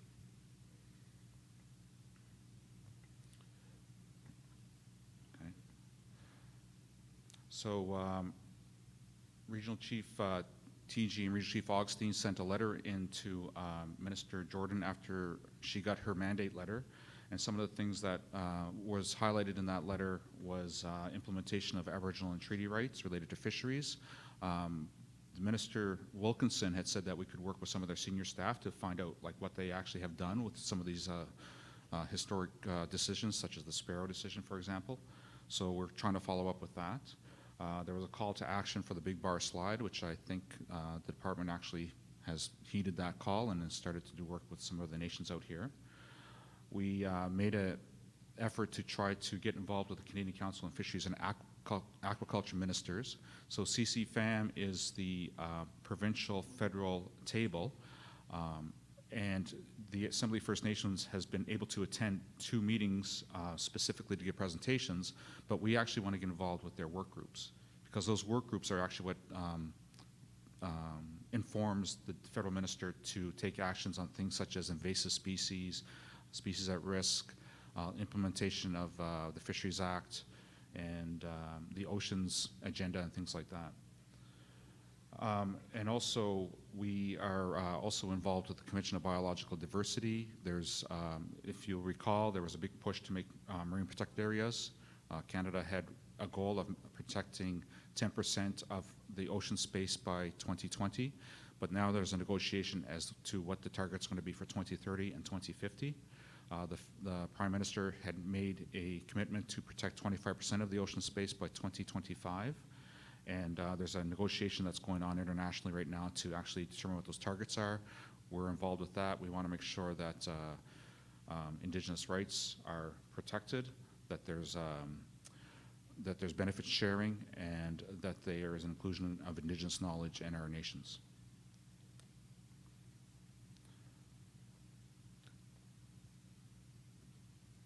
So, I'm sorry, I'm getting a little bit mixed up here.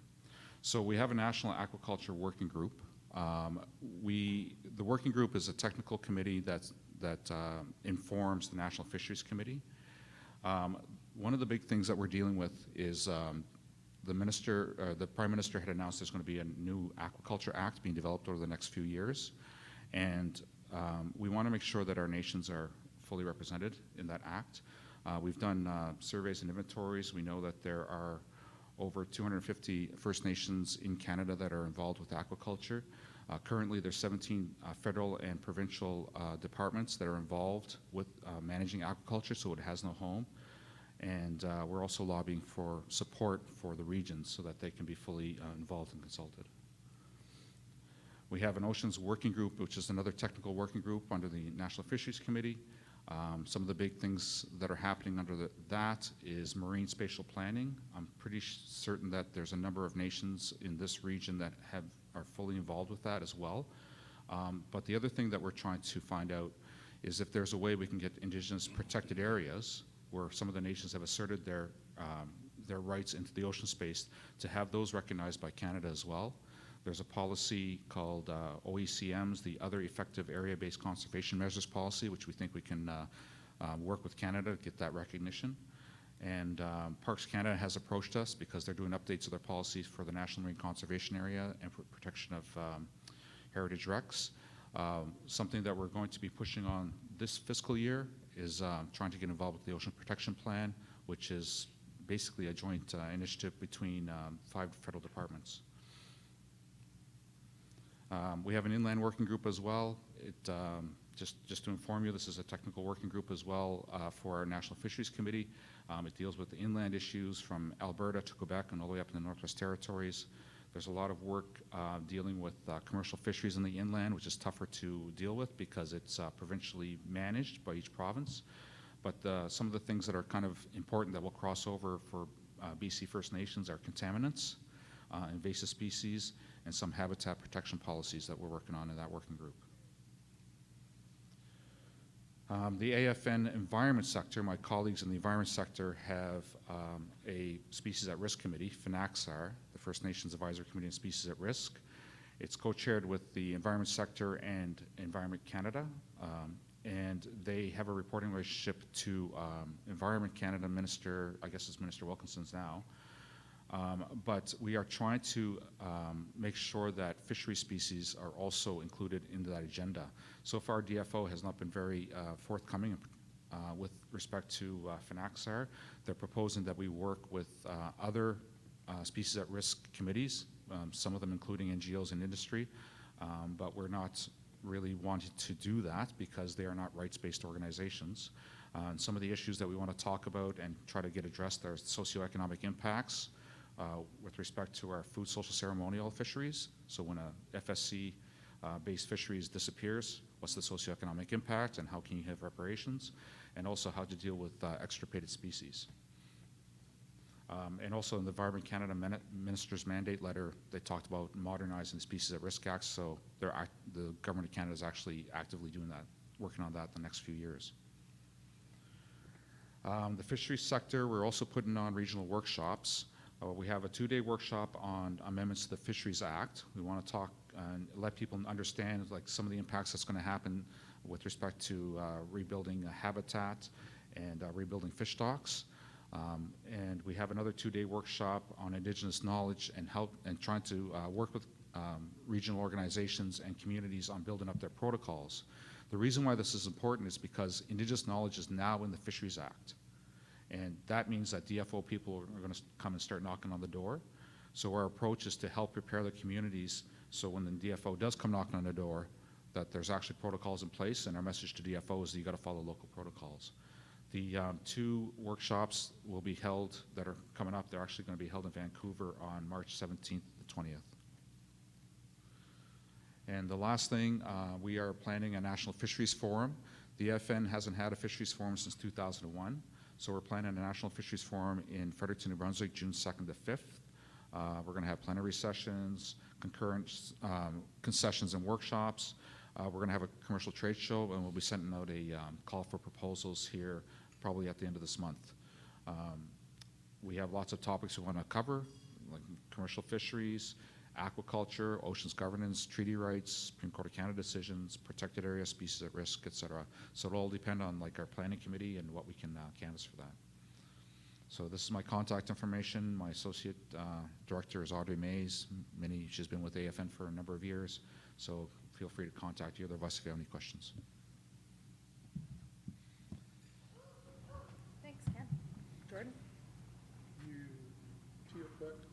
Number 5? Point. Your PowerPoint? Jordan Point's PowerPoint, please.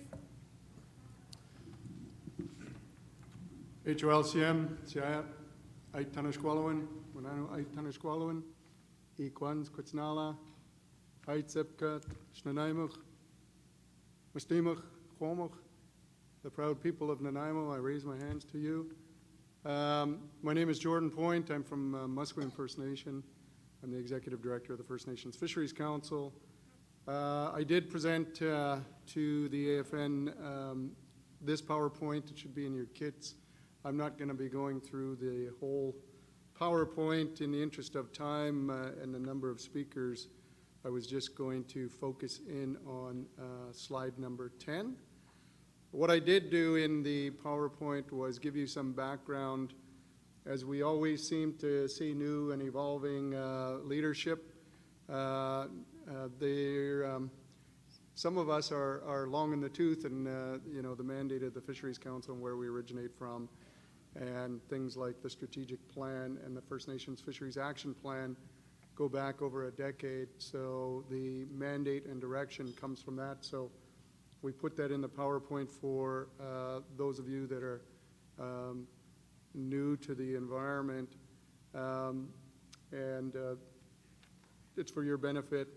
What I will focus in on is the Fisheries Council. We just had the new term of the Fisheries Council begin this year. They're for 3-year terms, and on this slide here that's up is the names of those delegates from those different regions. There are some vacancies in some of the regions, and some people are still submitting their paperwork, and it is a 3-year term. And what I was doing was indicating to you the function and regional alignment of how the Fisheries Council tries to advance the interests of 200 nations in British Columbia, from the sub-watershed, local and regional watershed areas to a provincial scale, identify priorities, and then how we advance it to, like my colleague Ken Paul, at the national level. So a lot of this is, you can consider the Fisheries Council kind of like the engine room of trying to coordinate all of the interests and priorities of the nations at different scales. They're both operational and policy related, everything from contribution dollars from government for running your fisheries programs, and administration through the different funding envelopes of ARM and AFS and PICFI-related groups that exist in the province, and trying to advance kind of the program level of DFO. So I wanted to just focus in on, in the interest of time, slide number 10, and just speak to that, so not to eat up too much time. These are some of the priorities that we've identified as being on the front of our dashboard for this year in 2020. So I'll go from the left side of the column and mainly be salmon focused. One of the things that you may recall that the BCAFN has by resolution identified the need to have a First Nations Wild Salmon Summit, identified building on the heels of the summit that Chief Chamberlain did a few years back. And they've asked the Fisheries Council to support in a technical capacity, and I think they're still identifying the political representatives from the AFN Summit and the Union. I think we're almost there. Maybe we are complete. I haven't got an update from them yet, but that will be probably on the horizon for this year. I don't know the exact timing. It's still to be determined, and the agenda is being developed by the working group, and we'll work to support the political organizations in developing that agenda. We'll also be working with the Fraser Salmon Management Council. Some of you may be aware there is an emerging entity in the Fraser that has a number of First Nations that have signed on to a rather large initiative, and they are the Fraser Salmon Management Council, and they are the ones that are leading the discussion on the big bar slide that happened last year, and I won't speak to that. I'll let Gord speak to that in a moment. We also work to support the First Nations Caucus of the Pacific Salmon Treaty. Those of you that don't know, there's 26 delegates, First Nation delegates, that participate at the commission level, the panel level, and the technical working groups of the Pacific Salmon Treaty's First Nations Caucus. And we're happy to provide information to you on that. That will also be one of the things that we're looking for. The Salmon Treaty was renewed, and the Canadians and the U.S. Delegates identified that during the life of this term of the Pacific Salmon Treaty, most of their leaders will be retiring. And so they committed to develop succession planning initiatives, and we stepped up and reminded them that it would be good for us to be able to support succession planning for First Nations in that process also. So we'll be working with the First Nations Caucus to design that First Nations succession planning on that. The next issue that we're working with is everybody is really concerned about the plight of Pacific salmon and the status of what's going on with Pacific salmon. So the Fisheries Council has partnered with, during the International Year of the Salmon, the Scientific High Seas Expedition that has been going out and fishing test fisheries from the Gulf of Alaska to Japan and North Korea, Russia, to find out what's going out in the ocean. Some of the most recent hypothesis is that the ocean temperatures and the blob that many people have talked about, that warm blob out there, is seriously impacting the food column that salmon rely on, that phytoplankton and microplankton, that they are actively moving where they historically have been found to be resident and are moving farther offshore to seek food. There will be another launch this year. It's a 3-year initiative. On March 11th, we're going to be sending out year 2 of the High Seas Scientific Expedition to find out more about what's going on with those salmon that go out to the deep Pacific. And it's been a big dark hole for us to understand what's going out over there. And so we're starting to gather some anecdotal information. The scientists are kind of debating their hypothesis amongst each other about what's going on. So that continues to be something that's salmon focused as a high priority. We're also in the midst of now, as a result of the Housat decision, the courts directed DFO to look at and revisit its salmon policies and the salmon allocation policy, the FSC policies. So we've been coordinating the gathering and coming together of many nations to help inform the new direction of this policy work.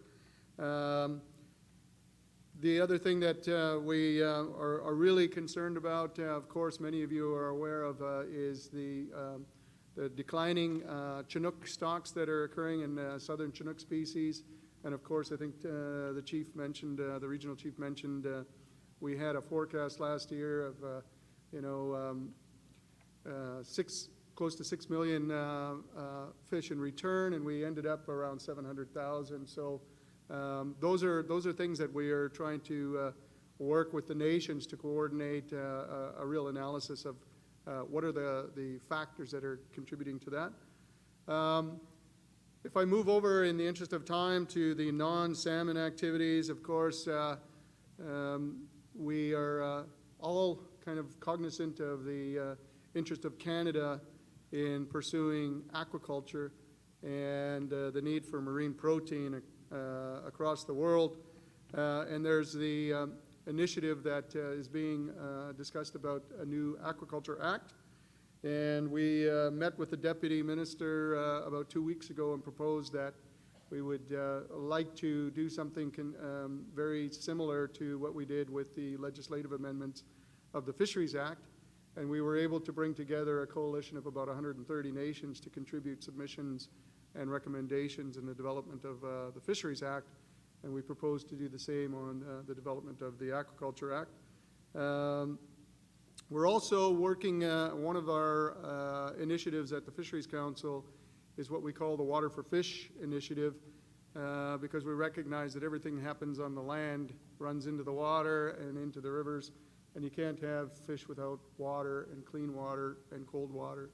So we have a network of that. I saw Lydia was in the room, and she was participating in that initiative with us before she got snagged away by the summit. So we're still looking for somebody to take her place.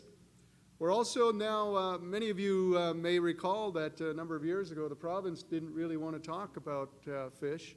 And we're getting them to the table and developing an MOU on fisheries issues. We're in the development of that stage. And the last initiative that I wanted to bring to your attention is the Oceans Protection Plan initiative. This is a very complicated file.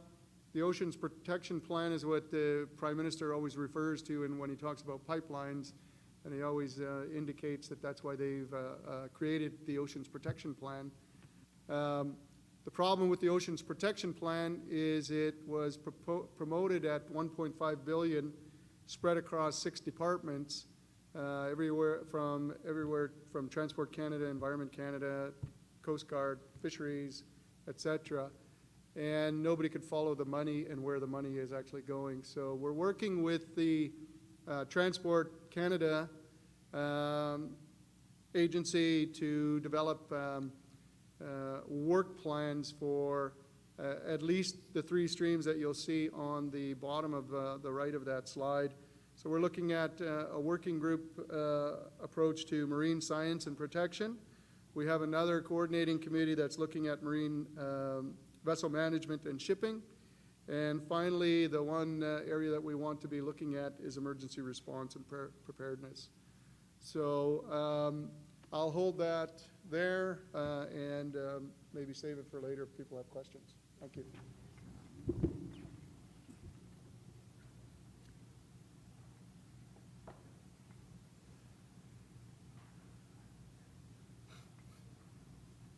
Gord's presentation?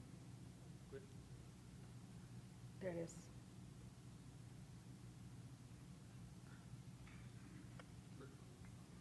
Simgiget, Sigamanak, Garisan, Gubawilski, Doixneen, Sinamayo, Doixneen, BCAFN for the opportunity to speak here today. My name is Gord Sterrett. I'm the Executive Director for the Upper Fraser Fisheries Conservation Alliance. I'm a member of the Joint Executive Steering Committee for the Big Bar Slide. First and foremost, my hereditary name, I'm a member of the Gitxsan Nation. My hereditary name is Wo'osolop.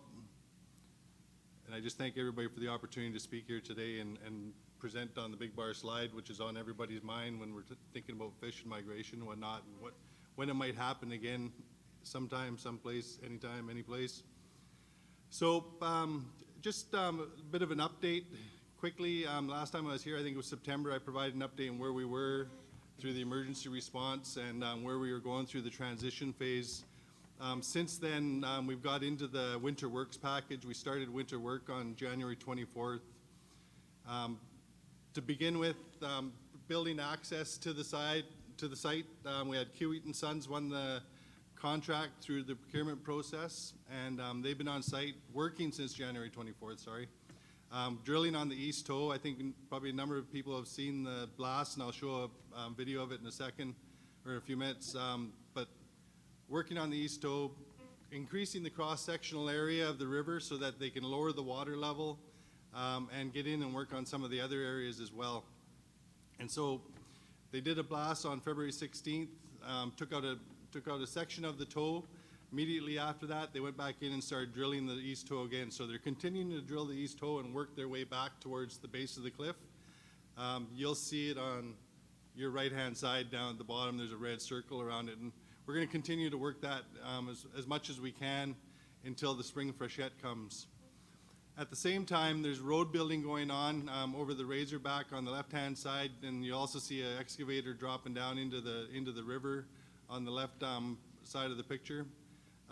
That excavator went down there and doing a little bit of work. It's not a big excavator, but it was doing a little bit of work and building trails and setting the stage for larger equipment. As of today, the road over the Razorback on the bottom left-hand corner there has been built. 390 excavator has been moved on site and will start immediately to build causeways out to the three giant rocks in the middle so that they can access that and also and then start to drill, and hopefully within the next 3-4 weeks that that material will be blasted out of the water and just increase that and decrease the turbulence that's caused by those rocks. So that's a positive. They are now down in the slide area itself, actually working on those big rocks. There's also mesh, continuously dealing with overhead material. There's mesh. They're putting mesh around the top of the slide area on both sides so that they can work down at the bottom safely. There was a high line that went from one side of the canyon to the other side of the canyon. That's to maneuver material or equipment and people. And for egress in the event that weather conditions prevent workers from being down there and you can't access the site by helicopter. So that's the work that's ongoing right now. We'll continue to go on until they cannot get into the river any longer.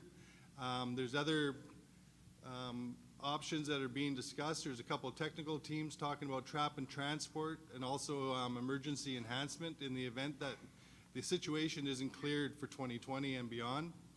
We're not going to kid ourselves. I mean, this is a big project. It took Hell's Gate probably 30, 40 years before it was rectified, and we're in a similar situation. So hopefully, with the technology and the equipment we have now, we can do it quicker, but it's still going to take some time. So right now with those technical teams, we're looking at the opportunities for trap and transport, getting down there. As a velocity barrier, if fish cannot get by at certain velocities,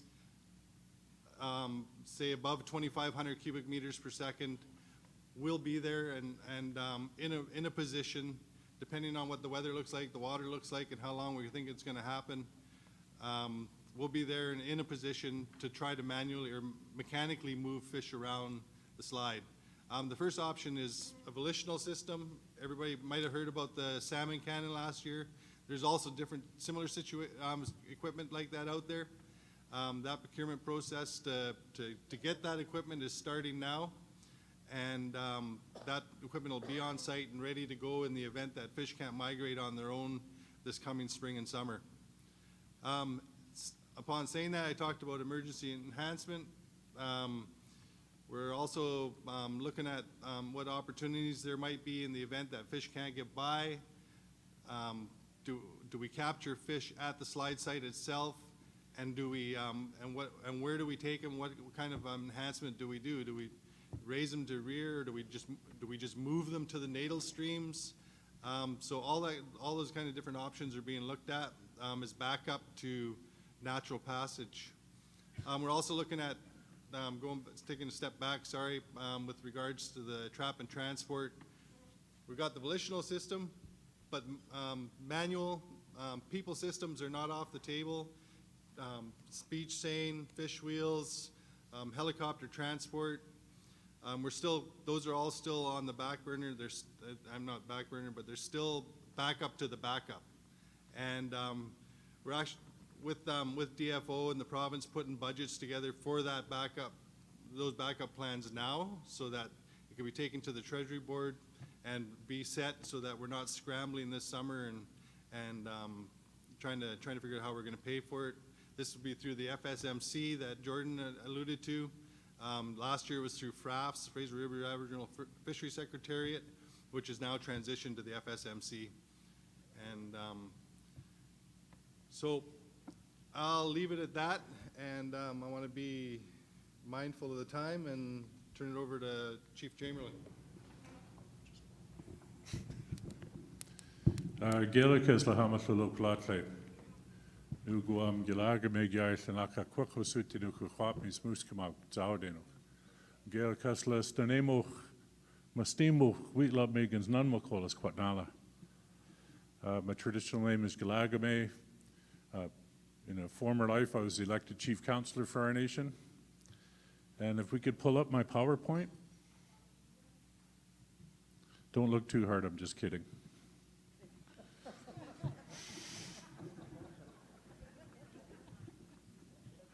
Couldn't resist, sorry. I have 4 things I want to talk about. I've been able to speak with a good number of you already, but I want to catch the rest of you either today or tomorrow. I've been working with a group called the Wild Salmon Forever, and they've been in existence for roughly 6 years. At the beginning, they called themselves Suits for Salmon. There's some very well-connected businessmen in British Columbia. One of the gentlemen is actually spearheading this. Jordan, when you mentioned that Russian trawler that went out to the Pacific, he was the first one that was thanked at the press conference for his contribution. And so these folks make some very serious contributions for wild salmon. And been with them now for about 6 years. And so what I'm doing now is helping them with one component of their activities, looking to see open net cage fish farms leave the ocean. You may recall, or I certainly do, when the Liberal government, now Prime Minister Trudeau, made the commitment during the election to transition to land-based closed containment. This election commitment found its way into the DFO minister's directive letter, mandate letter, and since then they've been backtracking. Big surprise. And we have come across an article that was in the industry's Intrafish network, where they have gotten to meet with the DFO minister and explaining how there's a silent majority of First Nations in British Columbia that actually support open net cage fish farms. And so what I've been asked to do is to gather leadership signatures on a letter that I have with me, where we can simply present to the minister that to uncover the fake news that the industry has provided. And with the developments that have come over the past couple of years that you've heard me report on ad nauseum, things like Piscine reovirus and heart skeletal muscle inflammation, now is a time, given that we all know last year had even less fish come back than what triggered the Cohen Commission. And so we are in a very serious state. I'm really happy to see the progress on the Big Bar landslide. I can't imagine the technical meetings and what that all sounds like.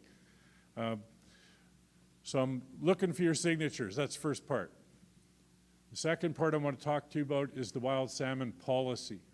And I want to explain how the Big Bar landslide is actually a gift to the Pacific DFO in relationship to the wild salmon policy.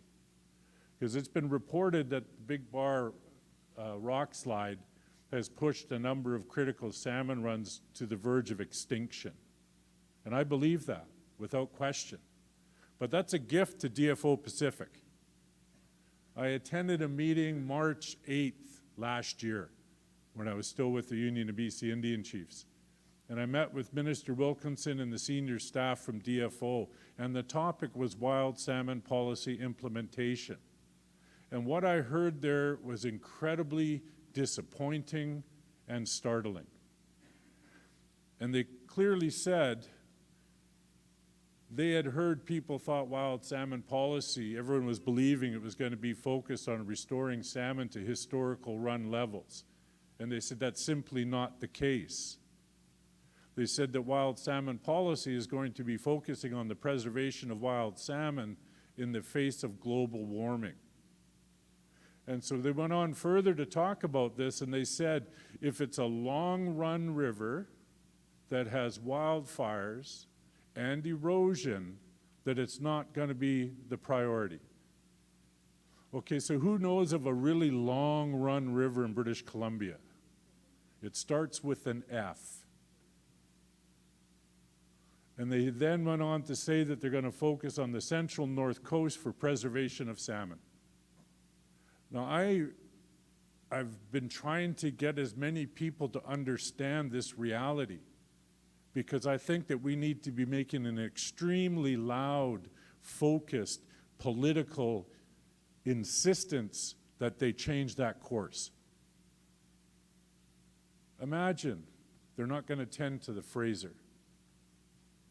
And so that's and in your packages is the record of discussion from that meeting that I attended. And you won't see the words that I've just spoken in there, but you'll see that it does say there's going to be some incredibly difficult conversations to have with communities.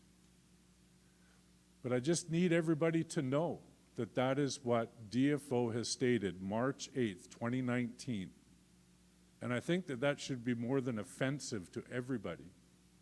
And I'm hoping that we can come together and find a way to have real political advocacy for salmon across the province. Because as I'm aware, you'll all recall that there was a all-chiefs task force. And in one of the outcomes from that work was a terms of reference for the First Nation Leadership Council, where they would take on the political advocacy. And learning from the First Nation Forestry Council's experience of being very vocal, which cost them a lot of their funding, the focus was that organizations would function at a technical level. And when they ran into difficulties, that they would report that to the Leadership Council, and they would then take on political advocacy. And that's what we need to have happen, because it's not happening. Because that's why I'm here, unaffiliated, unelected, telling you things that you should know. That should be an alarm bell for all of us. Now, I'm also part of something called IMOB. Doesn't that sound great? It's an Indigenous and multi-stakeholder advisory body with DFO on fish farm aquaculture. Now, there's 3 working groups that are under IMOB. Actually, it doesn't sound too bad, IMOB. One of them is disease and pathogens. And of course, with what we've learned from Dr. Christy Miller-Saunders' genome papers on Piscine reovirus and HSMI, and if you haven't read it, please do. Scintillating read. You'll need Google to get through it. This working group was to have a look at Piscine reovirus and HSMI. Well, DFO, under Deputy Minister, decided that they were going to have a veterinaries meeting, a 2-day forum on this topic. And people that had been duly appointed to be a part of the working group were uninvited, including First Nations. They were not even allowed to be observers. And when you look at, it's like if we had a room full of Montreal Canadiens fans, at the end of the discussion, nobody would be a Toronto Maple Leafs fan. And that's what I see when I saw the list of people, the vets that went and participated in this discussion. And why it's important is because they're going to arrive at a description of what triggers an examination for these diseases, and they're industry friendly. And this is consistent with the Coleman recommendation about DFO supporting an industry and forgetting their primary responsibility. And it's not just my opinion, because you can find that the Auditor General of Canada also made that very same discovery as the Cohen. And so if you set the bars, I mean, if you describe what it's going to look like and you describe it so poorly you never have to look for it, you're never going to find it. And so this is something that I think, again, that we need to be quite concerned about, especially as Ken Paul reported about the National Aquaculture Working Group and working towards standalone aquaculture legislation. They're stacking the deck already. And I have a very deep concern about disease transfer to wild salmon. And so this is something I really think that we need to be really paying attention to. It's something we can reach out and touch and affect change to protect wild salmon. And I think that's all I have to say. Thank you. Bob? Thank you, Michelle. That PowerPoint was awesome. I thought you might enjoy that. All right. In your kits, everyone, we have 2 resolutions on fisheries today. I draw your attention to Resolution 02-2020. This is a mirror resolution coming from the Summit and the Union of BC Indian Chiefs. Therefore, be it resolved that the BCAFN Chiefs in Assembly demands that the Department of Fisheries and Oceans make immediate intervention to investigate the historically low wild salmon returns in Canada in 2019. In alignment with DFO's mandate to prioritize rebuilding fish populations and in recognition of the importance of sustaining and protecting wild salmon. And the BCAFN Chiefs in Assembly calls on the DFO to create a Director of Wild Salmon Pacific Region who is a qualified First Nations individual, chosen in partnership with First Nations, who could steer the DFO and coordinate research to identify the cause or causes of or factors contributing to wild salmon run collapses in partnerships with First Nations, marine biologists, and municipal, provincial, and federal levels of governments. This has been moved by proxy John Mako from Nymagee. Is he in the room? Is he in the room? Thank you. Right on. I'll need a seconder. Chief Ron. Any discussion on this motion? Right. 26.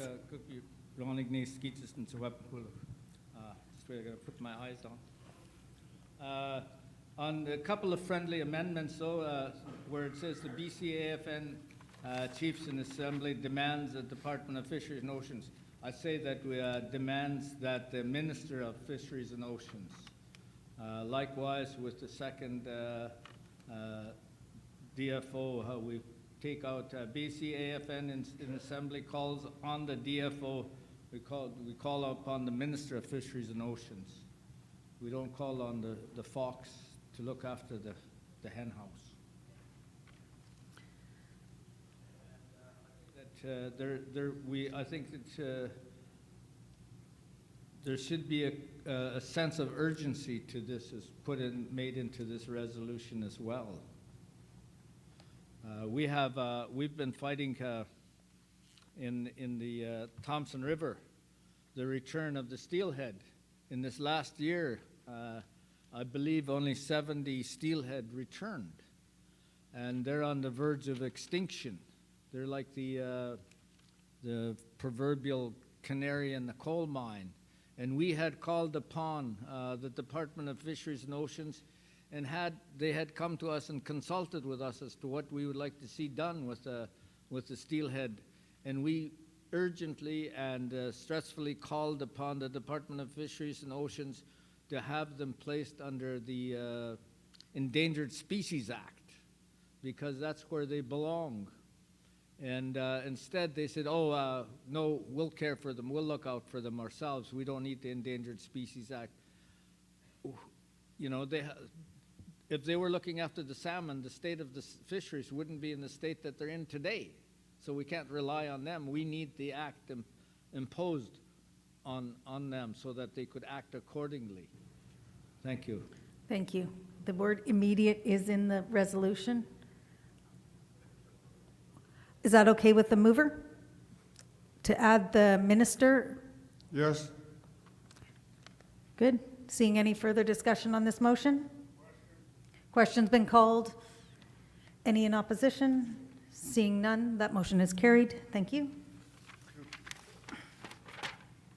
Resolution 03-2020, transition from open net pen fish farming. This is another mirror resolution. This has been moved by Chief Dalton Silver. The BCAFN Chiefs in Assembly supports a transition away from open net pen aquaculture led by First Nations in favor of more humane and sustainable practices. The BCAFN Chiefs in Assembly directs the regional chief to work with like-minded organizations and the governments of Canada and British Columbia on a plan to transition from open net pen aquaculture to lower impact alternatives by 2025.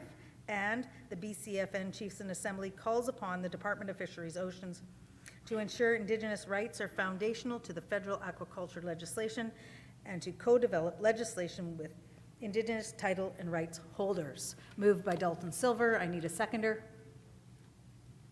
Seconded by Don Tom. Discussion on the motion. Chief, 26? Yes, on therefore be it resolved number 3, again, we call upon the Minister of Fisheries and Oceans rather than DFO. I'm wondering if it's appropriate in this resolution for friendly amendment to go back and to review the recommendations of the Cone Commission and implement them.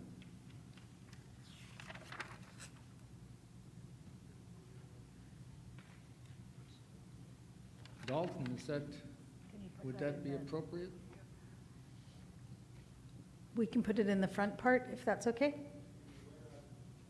In the whereas? As a part of the body of work? Okay. Dalton, you okay with that? All right. Is that okay with the seconder? Thank you. Any further discussion on this motion?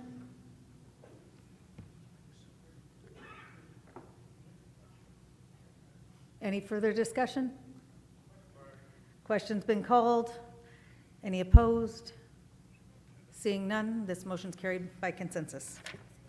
All right, thank you very much, Fisheries Council and Fisheries AFN and Bob the Independent and Gord from FRAFS or MAFS or wherever you're coming from at the moment. Thanks, guys. All right. Yeah, Bonnie Leonard. AFN charter renewal. And I will ask you to please look at motions 4, 5, 6, and 7. And we need Bonnie's PowerPoint. And we will get through those motions today before we adjourn. So please review those while we're having this next presentation. You're on, ladies.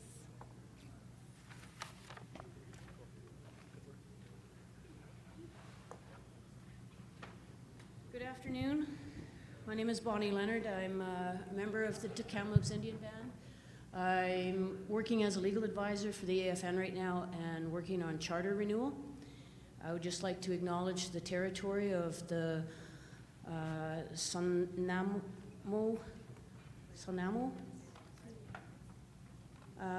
First Nation and thank them for allowing us to be here today to share some information with you.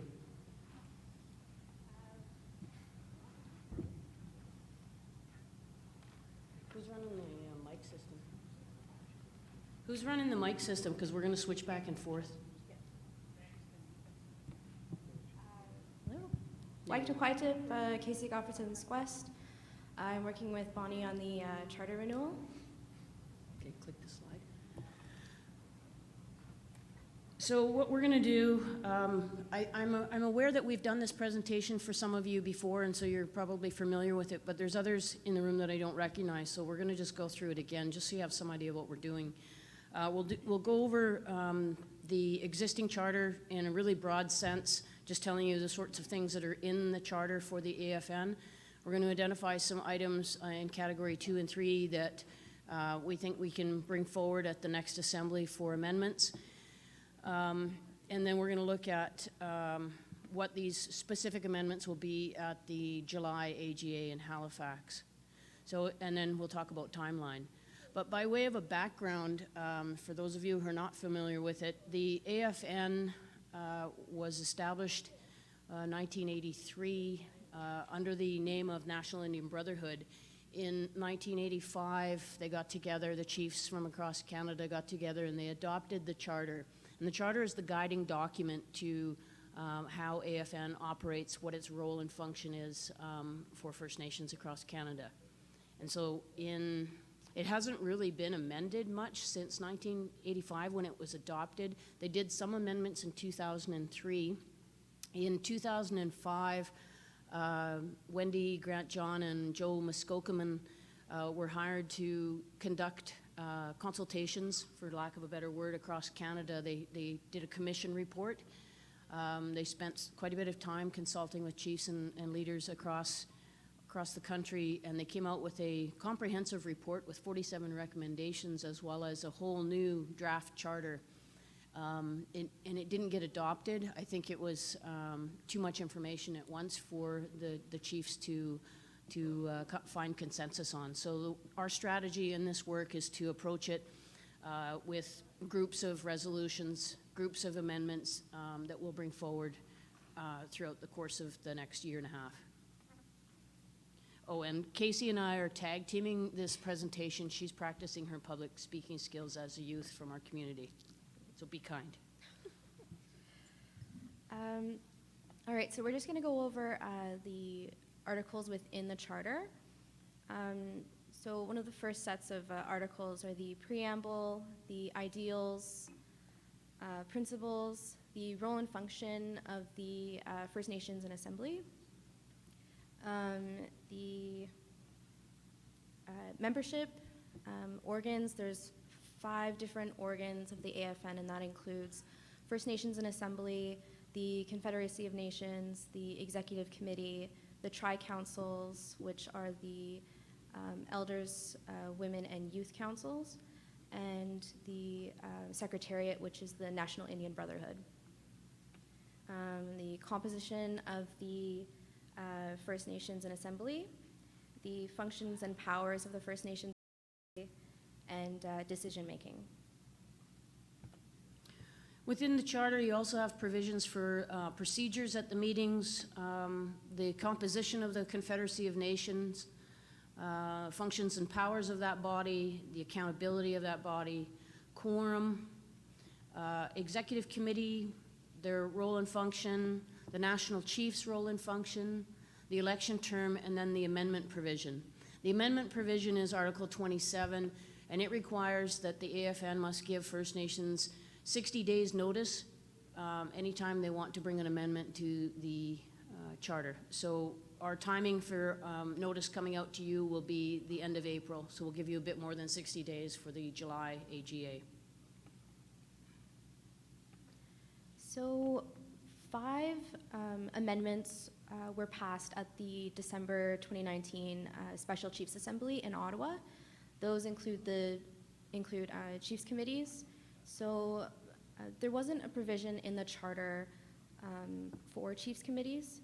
And with this amendment, Chiefs Committees can be struck by way of resolution from the First Nations and Assembly. The second amendment is the oath of office for the National Chief.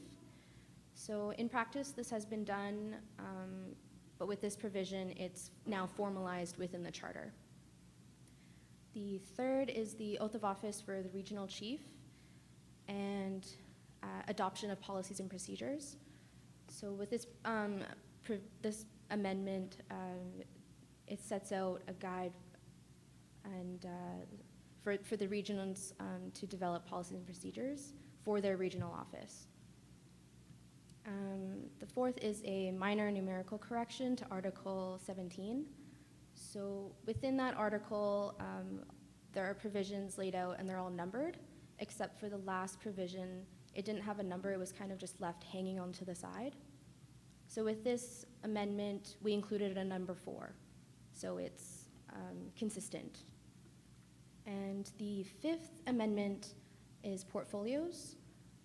So this amendment, this provision is for the national chief to assign and reassign portfolios for the regional chiefs, and it's done in a collaborative process.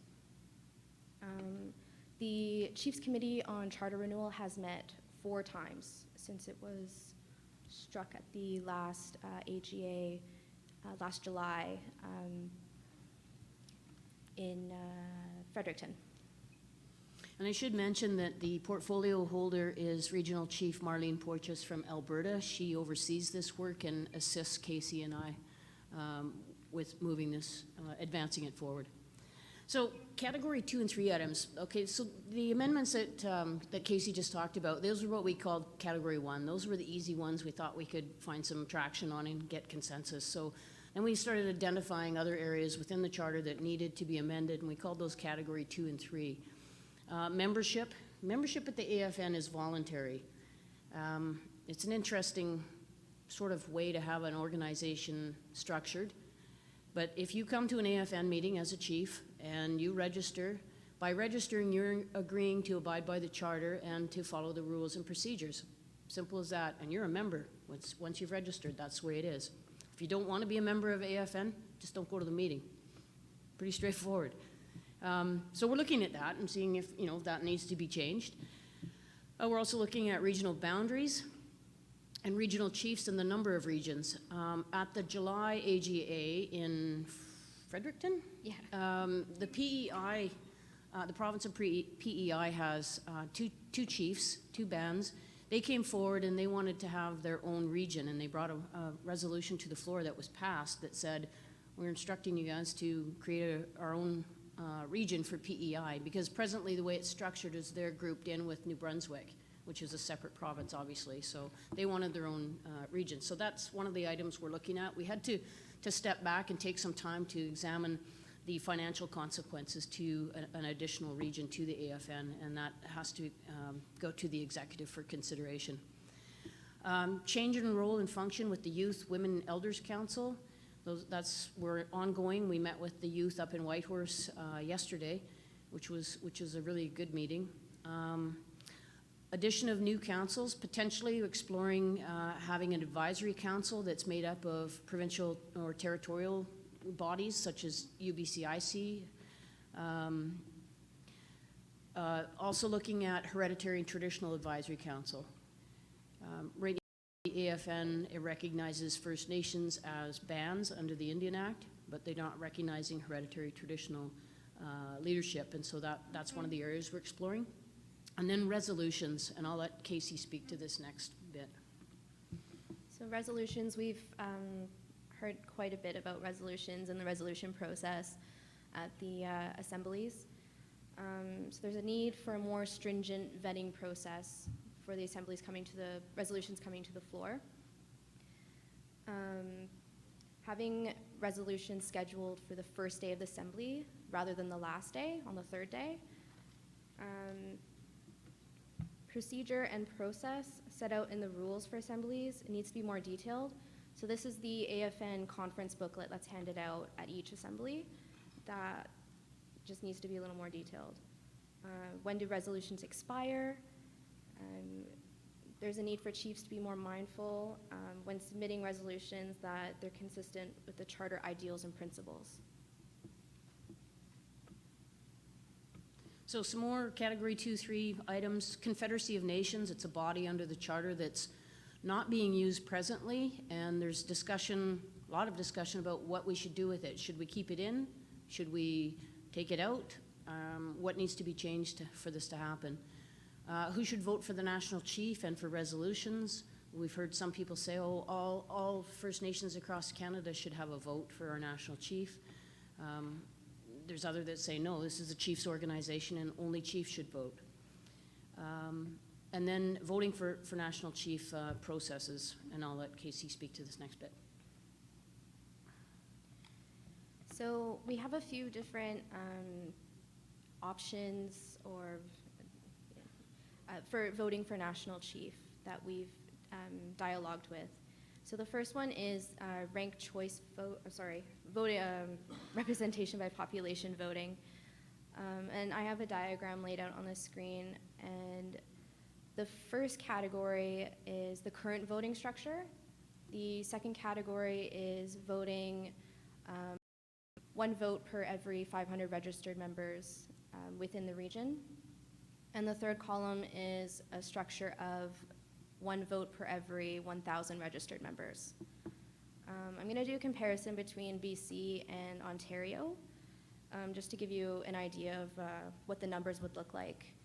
So for BC, currently 203. Ontario, 138. With one vote per every 500 registered members, BC would have 301. For Ontario, they would be bumped up to 408. With one vote per every 1,000 registered members, BC would have 220, and Ontario would have 228.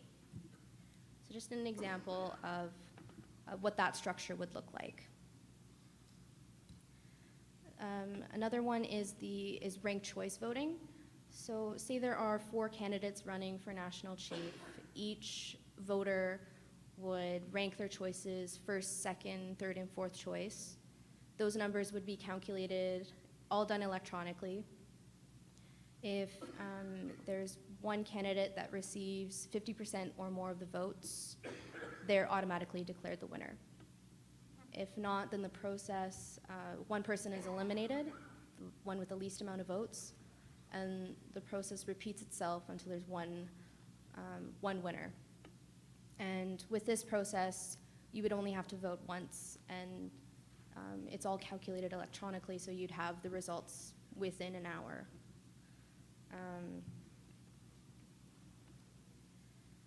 All right, the next choice, so online voting.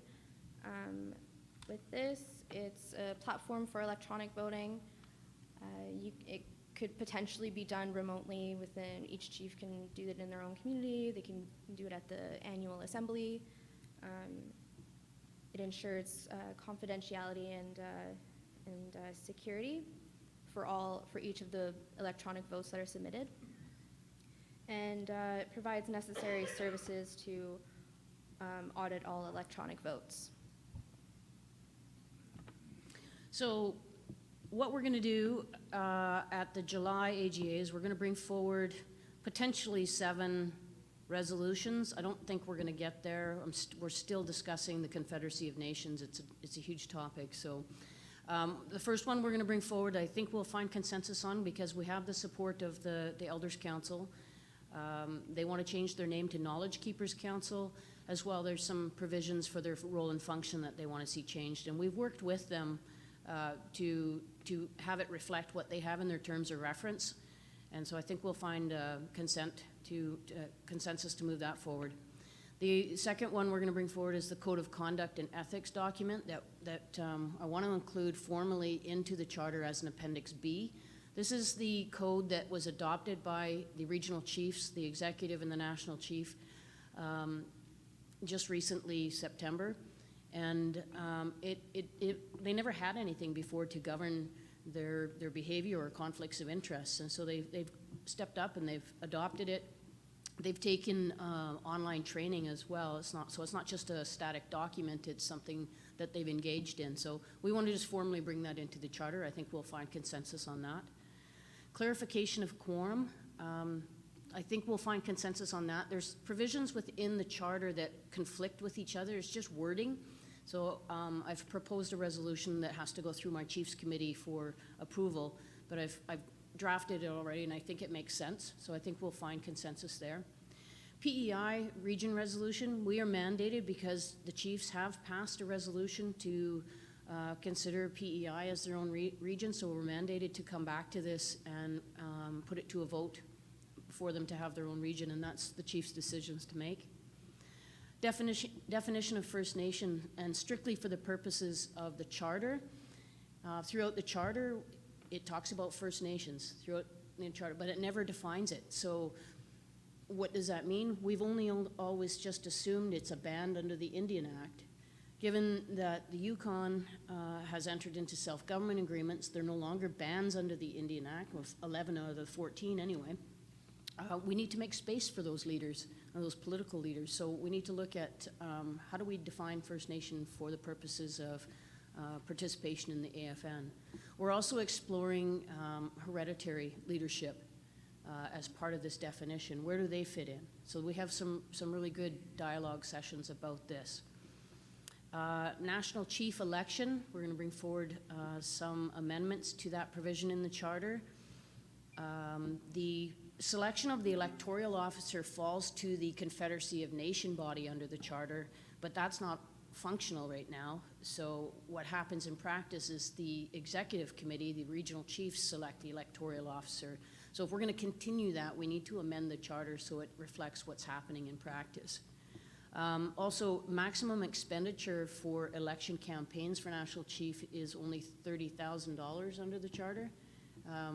It's recommended to us by chiefs we've met with to put it up to $100,000 to make it realistic so that person, the candidate, can travel across the country and meet and campaign. And then, like I said, the Confederacy of Nations, do we keep it? Do we replace it?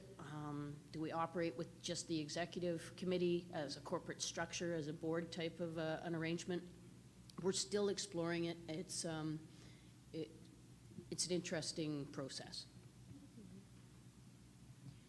So the timeline for this work, so right now we are dialoguing until end of April, and that's when we'll send out the 60-day notice in with Article 27, the 60-day notice on May 1st for the July AGA in Halifax. We're going to continue our dialogue sessions until the end of September, which will send out another notice for the December Special Chiefs Assembly. We'll have a Special Chiefs Assembly on Charter Renewal in February of 2021. After that session, we will align the amendments with the bylaws and rules of the AFN. Yeah. Who's our chief committee representatives in BC? Chief Leah George. Our the BC representatives on our Charter Renewal Chiefs Committee is Chief Leah George Wilson of Tsleil-Waututh and Calsalum, Dustin Rivers from Squamish Nation. So what we need your help with is to pass the resolutions that come forward in July. And if you have any concerns with the ones that we're proposing, to let us know. We'd like your support to keep this work moving and get this charter amended and make it make sense for today's world in 2020 and beyond. I thank you for your time. Thank you, ladies. Thanks for coming out to see us. Great work, tough work, heavy lifting. So before we get on to our next speaker, I'm going to ask you to go to resolution number 4, and we'll try and pass a couple resolutions here. Number 4, the Convention of Biological Diversity. Therefore, be it resolved that the BCAFN Chiefs in Assembly direct the BCAFN to advocate for BC First Nations involvement both domestically and internationally in all actions, including by federal, provincial, and territorial governments, to prevent biodiversity loss. The BCAFN Chiefs in Assembly support the establishment of an Indigenous-led permanent body to function as part of the United Nations Convention on Biological Diversity, CBD. 2, 1, draw on the insights and experience gathered from Indigenous peoples' leadership in the working group on 8(J) over the past 2 decades. Effectively advocate for the rights, interests, and contributions of all Indigenous peoples into the CBD context. 3, include mechanisms to promote the meaningful, sustained, and visible inclusion of Indigenous peoples and voices in all aspects of the CBD. Ensure that Indigenous knowledge in all of its forms continues to be promoted as a valuable contribution in biodiversity conversation, both internationally and domestically. protect First Nations inherent rights, treaties, title, and jurisdiction, and recognize First Nations inherent and everlasting responsibilities to the traditional territories, and the BCAFN Chiefs and Assemblies call on the Government of Canada to ensure that First Nations are involved in all aspects of biodiversity conversation, both in Canada and internationally, in a manner that promotes and respects First Nations' inherent treaty and constitutionally protected rights and interests, along with adequate funding consistent with the United Nations Declaration on the Rights of Indigenous Peoples. That motion has been moved by Councillor Ryan Olivieris from Okanagan Indian Band. You're so moving? Thank you. Seconded by Chief Wayne Christensen. Discussion on this motion? Just questions been called. All those in favor? Seeing or opposed? Seeing none, forgot consensus. Seeing none, we're good. That motion's carried. Thanks. Then we'll go to, I'll go to resolution number 6. We're going to hold 5 for the presentation. Therefore, this one is support for Indigenous intellectual property legislation. Therefore, be it resolved that the BCAFN Chiefs and Assembly call on the regional chief to support and engage with the provincial and federal governments and other appropriate parties to further the development of intellectual property legislation that is specific to Indigenous intellectual property matters, and the BCAFN Chiefs and Assembly direct BCAFN staff and AFN to develop materials for the use of First Nations to understand the intellectual property landscape and intellectual property issues in BC and Canada. Chief Harvey McLeod, you moved it. Seconded by Chief QP Ron Ignatius. Discussion on this motion? Discussion? Questions been called? Any opposition? Seeing none, that motion's carried. Thank you. All right. Let's do one more. Oh. Well, we can do one more. Adoption of revised standing rules of procedure for assemblies. Therefore, be it resolved that the existing BCAFN standing rules of procedure for assemblies be repealed and replaced with the document attached as Schedule B. You've all had this in your kits and probably received it in email. This, I'm looking for a mover and a seconder. Moved by Doug Kelly. Seconded by, speak into the mic, please. Microphone 17. Melinda Swan for a House It. Thank you very much. Discussion on this motion? Mic number 28, Cheryl. Thank you, Madam Chair. Proxy for, oh my God, I forgot the chief's name. It's a long day. Who am I proxy for? Read your thing. Oh, that's not good at all. Marcel. Who? Marcel Shackley. Sorry, Chief, if you're watching. My apologies. I'm proxy for my chief, so I can say that really quickly. Anyway, just a question of clarification. I'm not sure as to number 4, last bullet. It's a revision to rule number 50, and it says it's removing the requirement that every draft resolution submitted to the board be accompanied by a one-page briefing note. So you're removing that requirement for a briefing note, and I'm just wondering why, because don't you think briefing notes actually provide you with the information to, to lay out clearly what the purpose and intent is? I'll go to the legal counsel. Microphone over 2 or 5. You're good. Thanks for that. It's Darren Haynes, legal counsel for the BCAFN. So to your point and to the question, it was the intent in this revision of the standing rules to ensure that the rules reflect current practice, and it has been quite some time since resolutions were being accompanied by one-page briefing notes.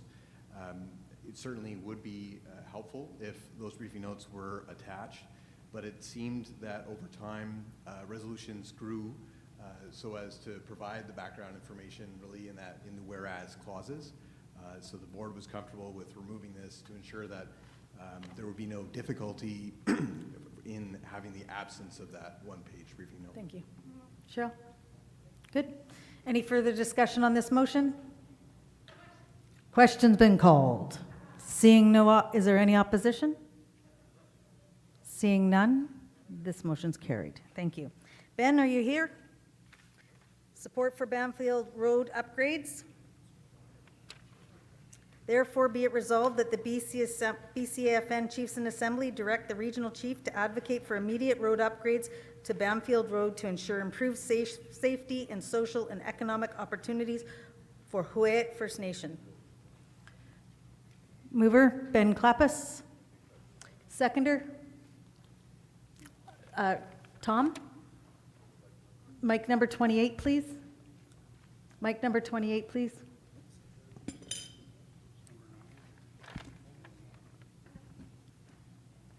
Thank you, Madam Chair. Thomas Rush, proxy for Charlie Coates, Uchaco, I second. Thank you.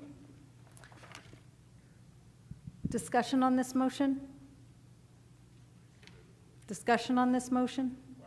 Question's been called. Any opposition to this motion? Seeing none, that motion's carried. And where am I at? Did I skip over 8? I'm like, oh, sorry about that. Melinda? All right. Action plan for First Nations homelessness on and off reserve. Therefore, be it resolved that the BCAFN Chiefs in Assembly directs the regional chief and staff to identify resources to conduct research with key partners where possible to, oh gosh, gather data and determine the number of First Nations peoples experiencing homelessness, analyze the data to determine the causes and the gaps in services, including shortage of housing on reserve that contributes to members leaving their communities, and the reasons that prevent the homeless from accessing adequate shelter on and off reserve, develop a mechanism to allow First Nations to access data collected for their own future and utilization, and 2, direct the BCFN to seek resources to develop and draft provincial First Nations homelessness strategy to address BC-specific gaps, issues, and systems that contribute to high rates of homelessness among BC First Nations people. This strategy will identify comprehensive multi-partner short, medium, and long-term solutions and an advocacy plan for presentation to Chiefs in Assembly for their input, approval, and occasional updating as required. 3, work in collaboration with the National AFN Office to develop a draft National First Nations homeless strategy that is in alignment with the National First Nations housing and related infrastructure strategy. 4, direct the regional chief to advocate for a multi-partner solution to address First Nations homelessness and its related causes. Urge the federal government to immediately develop with First Nations and the AFN Chiefs Committee on Housing and Infrastructure measures to improve the delivery of federal government homeless programs into the transition to First Nations care, control, and management of First Nations housing and infrastructure.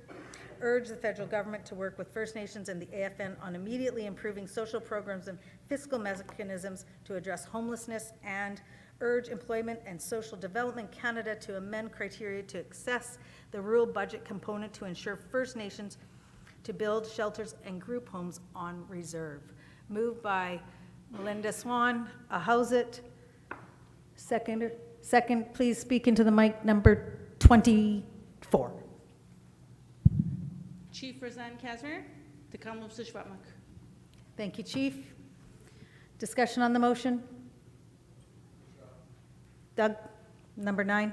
Thank you, Michelle. I appreciate the resolution and the need for it, but it's leaving some folks out. I'm not sure where we're at with the Housing Council that was underway. Is it moving? Is it dead? Is it, like, where is that at? I know that was an initiative. Curious about that. Second thing, in the Fraser region, the Fraser Salish Health Caucus is working on these issues. And I get a little concerned when we start pushing these kinds of things to this level that it's going to interrupt, interfere, impede work on the ground. The approach that we're taking within the Fraser region is bringing partners together. So we're working with Indigenous housing organizations within our region. We're working with friendship centers. We're working with the cities and others to put our on the ground strategy to work. So I'm a little worried that this is kind of coming down as a top-down exercise when it should actually be from the ground up. So I'm not opposed to what's being called for. I'm a bit concerned that it not interfere in the work that we're doing within Fraser or the Housing Council. I'm not sure what happened with, what were they calling it? First Nations Housing Infrastructure Council. So do we have an update, Terry, on where that Housing Council's at and whether it should also be included? It does say key partners, Doug. Can we name them then? Well, then we run the risk of leaving people out if we do. Yeah, well, you're gonna leave them out if you don't name them. Do you know them all right now? No, but I just mentioned some of them, right? Yeah. Indigenous Housing Organization. So. Health caucuses. Yep. Friendship centers and others. Yep. Right? So I don't have a problem saying others. I just worry about the work as I mentioned. Exactly. Will key partners and others? Yes? Hi, Chief Roseanne Casimir. I think if we added some more wording to number 4 in the therefore and added it be an inclusive approach and like-minded organizations and multi-partnership solution and does not impact or interfere with nation-based approaches. You got that? Yeah. Thank you. Melinda, are you okay with that amendment? The mover's okay. The seconder, are you okay? Cheryl, 28. Cheryl Casimir, proxy for Marcel Shackley. I'm not speaking against the resolution, but I do agree with the discussion that has been taking place, because in the work that we're doing with Minister Shane Simpson and the poverty reduction strategy, there is a linkage there as well to this work that's being proposed. So there is a lot of partners, and there is already a lot of data. And so I think that one of the primary focuses would be making sure that there was some kind of a mechanism in place to be able to collect that data or house that data, access it. The RCY, she undertakes a number of research projects, and homelessness was one of them. There was a report that was just prepared not too long ago on it. So there is things that are happening. So we just need to make sure that there's a way of bringing all that information and those partners together. Thank you. Any further discussion on this motion? Wayne? Thank you, Michelle. In relation to C92, Section 15 of the Act states this. It's an act representing First Nations, Inuit, and Métis children, youth, and families. Section 15 states, and it quotes, that no child shall be apprehended solely on the basis of his or her socioeconomic conditions, including poverty, lack of adequate housing, or infrastructure. So I think when we're talking about partnerships with this stuff, the social determinants of health, and Doug has talked about that, needs to link into this. And now you have a federal act that talks about it in actual legislation. And so I think we need to be mindful of that as this moves forward. There's a whole bunch of pieces to this. And so really when you're talking of children and poverty and lack of housing, it's a big factor. They say it's called neglect, but it's actually poverty. So I think we need to factor that into this process, especially in relation to emergency housing for children. Thank you. Any further discussion on this motion?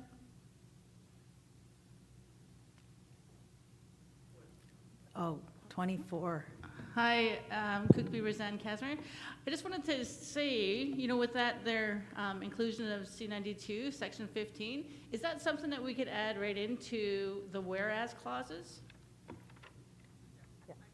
Yeah, she can add it. Melinda, you okay with that?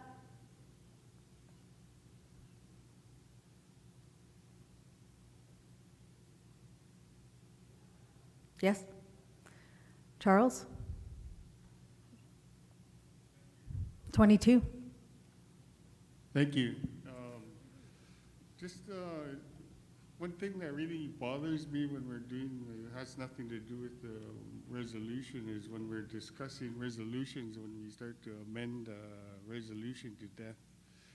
And then it takes away the original intent of a resolution when we're discussing it. So I think somewhere, maybe in the future, that if the people have issues with the resolution and they want to make amendments, that they should do it in writing before it gets to the table for discussion. And so I just wanted to say that because it's a real pet peeve of mine when we come here and we discuss resolutions and then it starts getting amended and then everybody else starts amending it. Thank you. Thank you. Any further discussion on this motion? I did hear question come out of the. Just a little bit more info. I've got a question. Do you want? I did hear it from microphone 28. Hearing that we've had question, any opposed? Seeing none, that motion is carried. I'd like to invite, without further ado, Ken Tutard, NVIT. And then we'll hit your mic. Good afternoon. Tensi Kiowa. It's hard to believe it was 1 year ago that you held this Special Chiefs Assembly at our campus in Merritt. Want to recognize the traditional territory of the Stoneymook people. Also want to recognize our elders, Dr. Chief Robert Joseph, Dr. Gwen. Thank you for sticking through a very long day. My name is Ken Turand. I have the honor and privilege of being the president and CEO of the Nicola Valley Institute of Technology. We're BC's Indigenous post-secondary institution, and we're here to make an exciting announcement. In response to Indian control of Indian education, and under the guidance of Grand Chief Gordon Antoine, NVIT was constructed over 30 years ago with the intention of improving the quality of life for Indigenous people in the Nicola Valley. Today, this now global vision is reinforced through the emerging landscape to indigenize education through the adoption of the recommendations of the TRC, the United Nations Declaration of Indigenous Peoples, and previous to that, the Royal Commission on Aboriginal Peoples. NVIT responds to community needs throughout British Columbia and Canada by ensuring public post-secondary education remains accessible and relevant. We have a challenge. Lots of people talk about the graduation rates of Indigenous students. Very few talk about what happens after they graduate. The fact is the non-Indigenous population immediately enters post-secondary at a rate of approximately 53.5%. Our Indigenous graduates, less than 40%. NVIT tried to tackle this approximately 2 years ago when we announced an immediate entry bursary for School District 58, which is the Merritt-Princeton School District, as well as for Indigenous students in Burnaby School District 41. Last year, we expanded this to offer an immediate entry bursary to all of the students in the First Nation Schools Association's grade 12 graduates across the province. Today, I'm excited to announce a further commitment to closing that education gap by announcing that effective September 2020, the immediate entry bursary will be expanded to all Indigenous grade 12 graduates in the province of BC. This includes every Métis student, every non-status student, every Inuit student, and every graduate student from the 203 First Nations across the province. What this means is every one of those individuals will receive a bursary in the amount of $2,675.40, which is the equivalent to 1 year of full-time studies at NVIT. This bursary directly responds to BC's Bill 41, the Declaration on the Rights of Indigenous Peoples, by removing the financial barrier to Indigenous learners. It also addresses the TRC Direct Calls to Action 7, 10, and 11, and UNDRIP's Articles 14, 15, and 21. At NVIT, we have the lowest tuition in the province, and we have students from approximately 140 of BC's 203 First Nations. I bring greetings from my board chair, Jamie Sterrett, from the Gitxsan Nation. NVIT is often used as a stepping stone for Indigenous students. We try to meet the needs of those students who don't necessarily want to attend post-secondary or feel that they can't. So it's about accessibility. It's about removing barriers for Indigenous students. And at NVIT, we don't have international students, we have very few. Every decision we make is about Indigenous education and Indigenous students.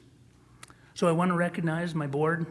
I want to recognize the 5 chiefs of the Nicola Valley, Chief Harvey McLeod, Chief Stu Jackson, Chief Lee Spahan, Chief Jordan Joe, and Chief Marcel Shackley, whose support for NVIT is unwavering. And also Deputy Chief Derek McDonald from the Lake Babine Nation, who's one of our partners, who's agreed to second the special resolution. Thank Regional Chief Terry and his team at the BCAFN for giving me your time on your agenda to announce this significant initiative that will impact Indigenous grade 12 students across the province. Thanks.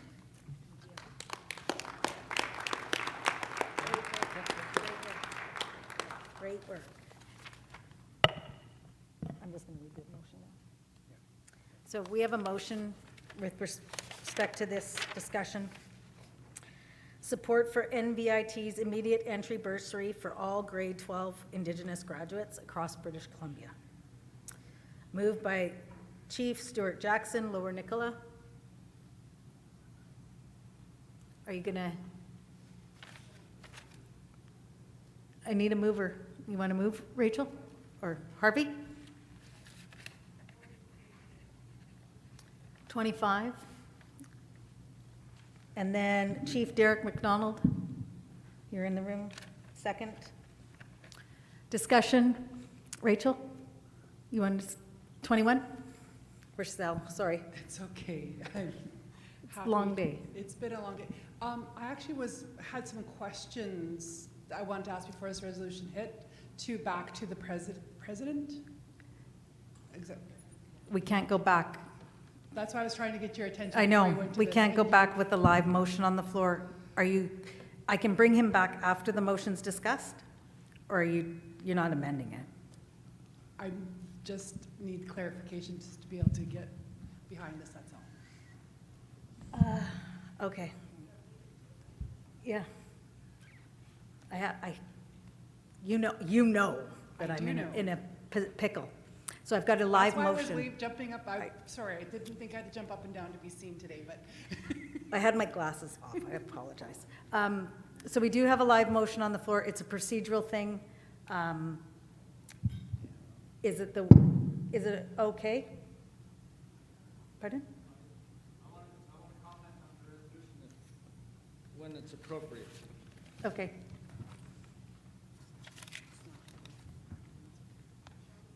Yes, I read it. So I've read the motion. We have a mover and a seconder. Mic number 26 has a comment. I'm going to try and get Roselle's. Thank you, Your Honor.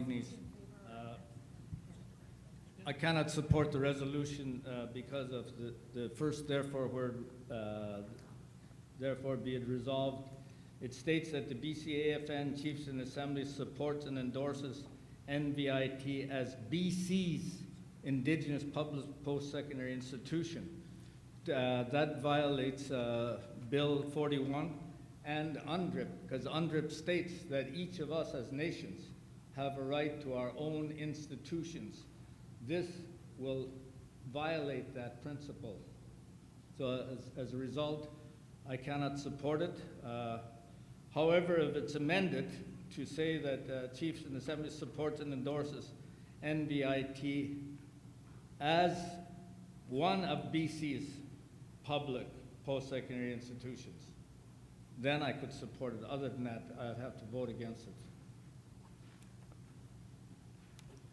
Because I know we'd be fighting against them when we tried to get our own institution in Suwapnkulu and our Shuswap Nation, our own institutions up. And we ought not to be put in the position where we're fighting each other's. It's enough that we're already divided as we are. Thank you. I will take that to the mover and seconder. Rossell, speaking in favor or against, you could definitely put your thoughts on the floor. Thank you so much.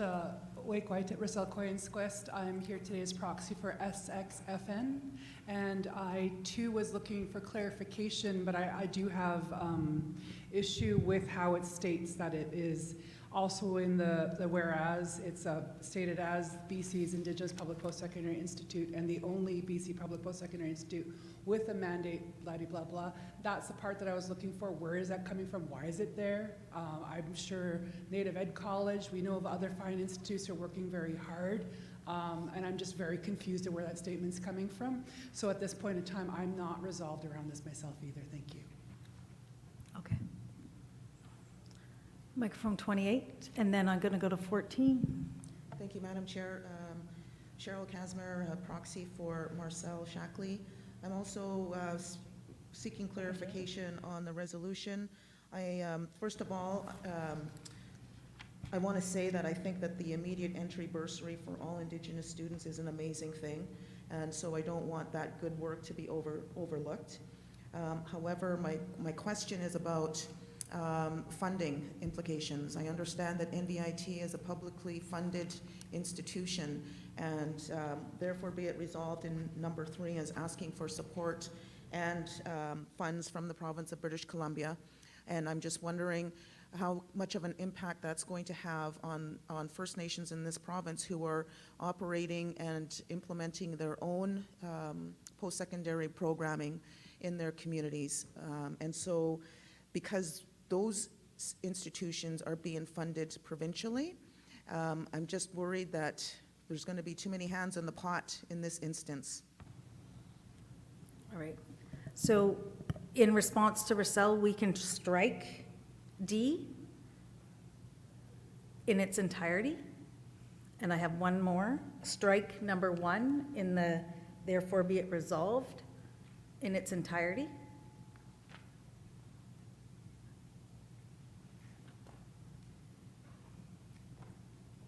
Okay, 25, and then 14. Verna Billy Minneberry at proxy for Bonaparte Band. Just to maybe clarify, College of NEC, Native Education College. In our province, we have 42 Aboriginal post-secondary institutions that belong to the Indigenous Adult and Higher Learning Association. These are all band-structured and or tribal-based institutions that are privately funded. Unfortunately, they have not had any public funding, which IALA is moving toward with the Ministry of Advanced Education, Skills and Training in order to get those institutions funded at a core funding level. NVIT is a public post-secondary institution with a provincial mandate in Indigenous education, and that's structured under legislation in the law, and when we were set up as an institution in 1995. Okay, 14. My name is Heather Harris. I'm here from Kispiox Band in the Gitxsan Nation. I have a PhD and I've taught in colleges and universities for over 35 years. And the first institution that I taught in was the Gitxsan Wet'suwet'en Education Society almost 40 years ago. So I too am very concerned with the wording that implies that NVIT is the only institution of Indigenous higher education in the province. I think that I don't want to do anything that limits funding to First Nations students, but I think that what we need is some much broader kind of resolution supporting First Nations higher education. In our nation, hardly any of our students go to NVIT. The majority of them go to UNBC. So a much broader education that benefits not just NVIT, but other schools, other students as well, is what I would like to support. Thank you.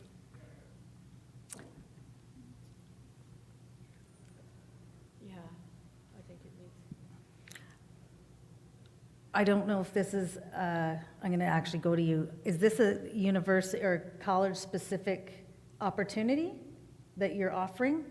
Because I can't hold VIU or anybody else to those standards. So this is specific for NVIT. and it's your university and board of directors that have made this available. So if we remove D and 1, it's still supporting the students. It's just not recognize them as the only Indigenous. And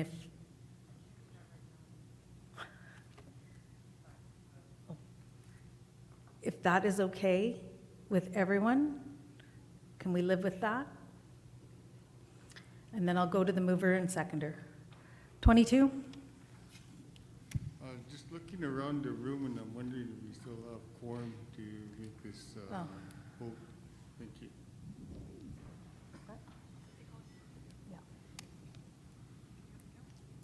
The staff will do the count. We might have lost it in the last little bit here. Oh, you've got 2. Harvey's got 2. 1, 2, 3, 4, 5, 6, 7, 8, 9, 10, 11, 12, 16, 17, 18.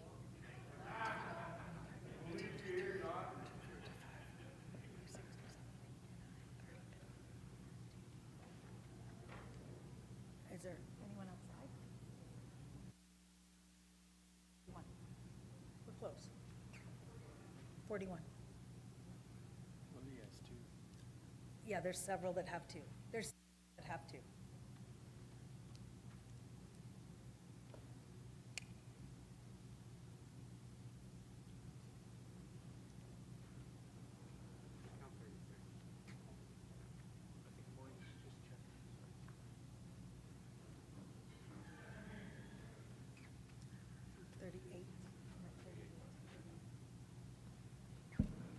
Oh, no, there's one over there. That's 39.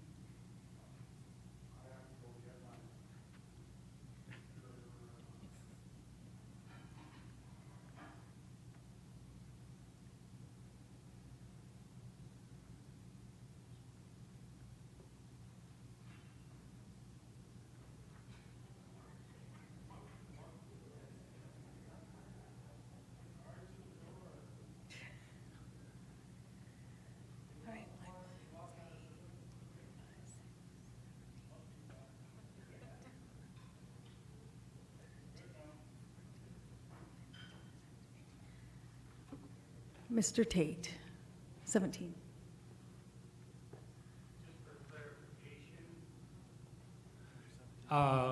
Just for clarification, my name is elected Chief Brian Tate from DT Dot First Nation. Just for clarification, you're removing D and 1? Removing D and 1. 5, 6, 7. Okay, we're good on quorum. Is that okay with everybody to remove D and 1? And if we can live with that? Any further discussion on this motion? Question's been called. Do not anyone leave this room. Nobody move. Any further questions been called? Any opposed? Are you opposed? Yes? Okay, 1 opposed. All those in favor? Everyone else? Abstentions? Seeing none, that motion is carried. 1 opposed. All right.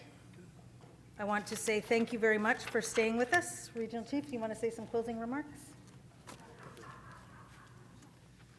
Thank you. Earlier on, there's discussion on languages. We were in a meeting with the Leadership Council and Mark Miller, but I wanted to present a gift of recognition to Cookpee, Ron Ignace, and it's a drum, a gift for the recognition of the work that you did nationally for Bill C-91 and for the work that you did here in the province of BC. And it was this drum, and the painting is called Language of Love. It was done by Clayton Gauthier from Dakeshna and Cree, his ancestry. And Ron, if you want to come up for recognition and a gift, And I also have some draws here. If you pull out your yellow ticket, I'll see if you win.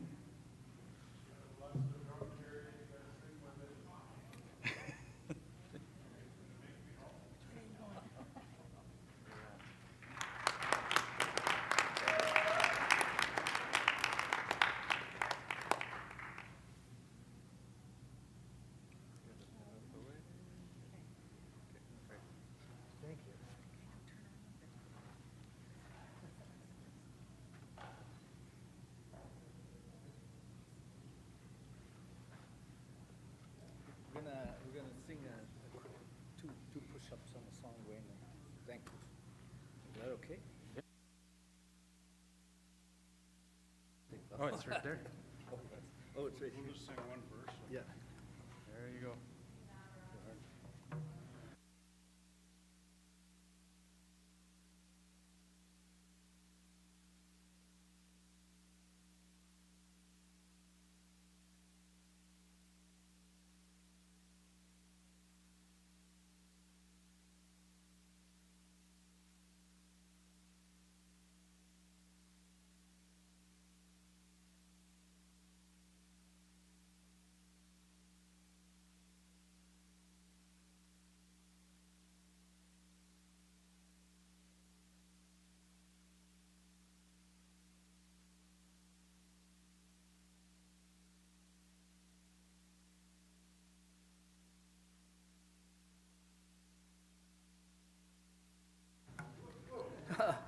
Oh, I'm speechless. All I can say is, Kukstetzel, thank you for this wonderful, beautiful honor. I'll look after it the rest of my life. Thank you. Make me cry. Okay, I got 5 tickets here. 5, 6, 9, 3, 5, 7. 3, 5, 7.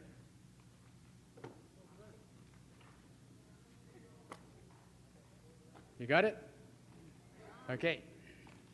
If you want to come up and get your gifts. Actually, the good part about this is that you choose your own gifts. It's really, it's in the next door room. I think Vanessa's in there. Yeah, just go out that right there. Yeah. You can choose your gift. 569-330. 330. Oh, follow her. I got 3 more. 569-365. 365. 365. Cynthia, follow that guy. 569-401. 401. Going once. Going twice. Redraw. 569-406. 406. 869-406. Oh. Okay, I'll redraw that then. Okay, just wait, I got one more.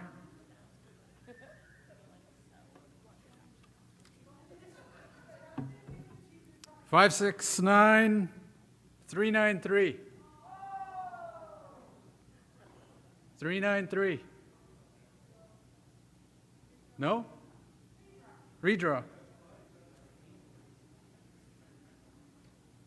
569 402. 402? Oh, there we go. And let them know gala tickets are available. Tickets available Okay, tonight? All right. Okay, everybody, 5:30 Coast Bastion for the gala. And if you don't have tickets, I believe Victoria has a few at the back. We have 3 left, apparently. So if you need a partner or want to drag somebody out of somewhere, she has 3 tickets. So we'll see you all in about 30 minutes over at the Coast Bastion. Thank you.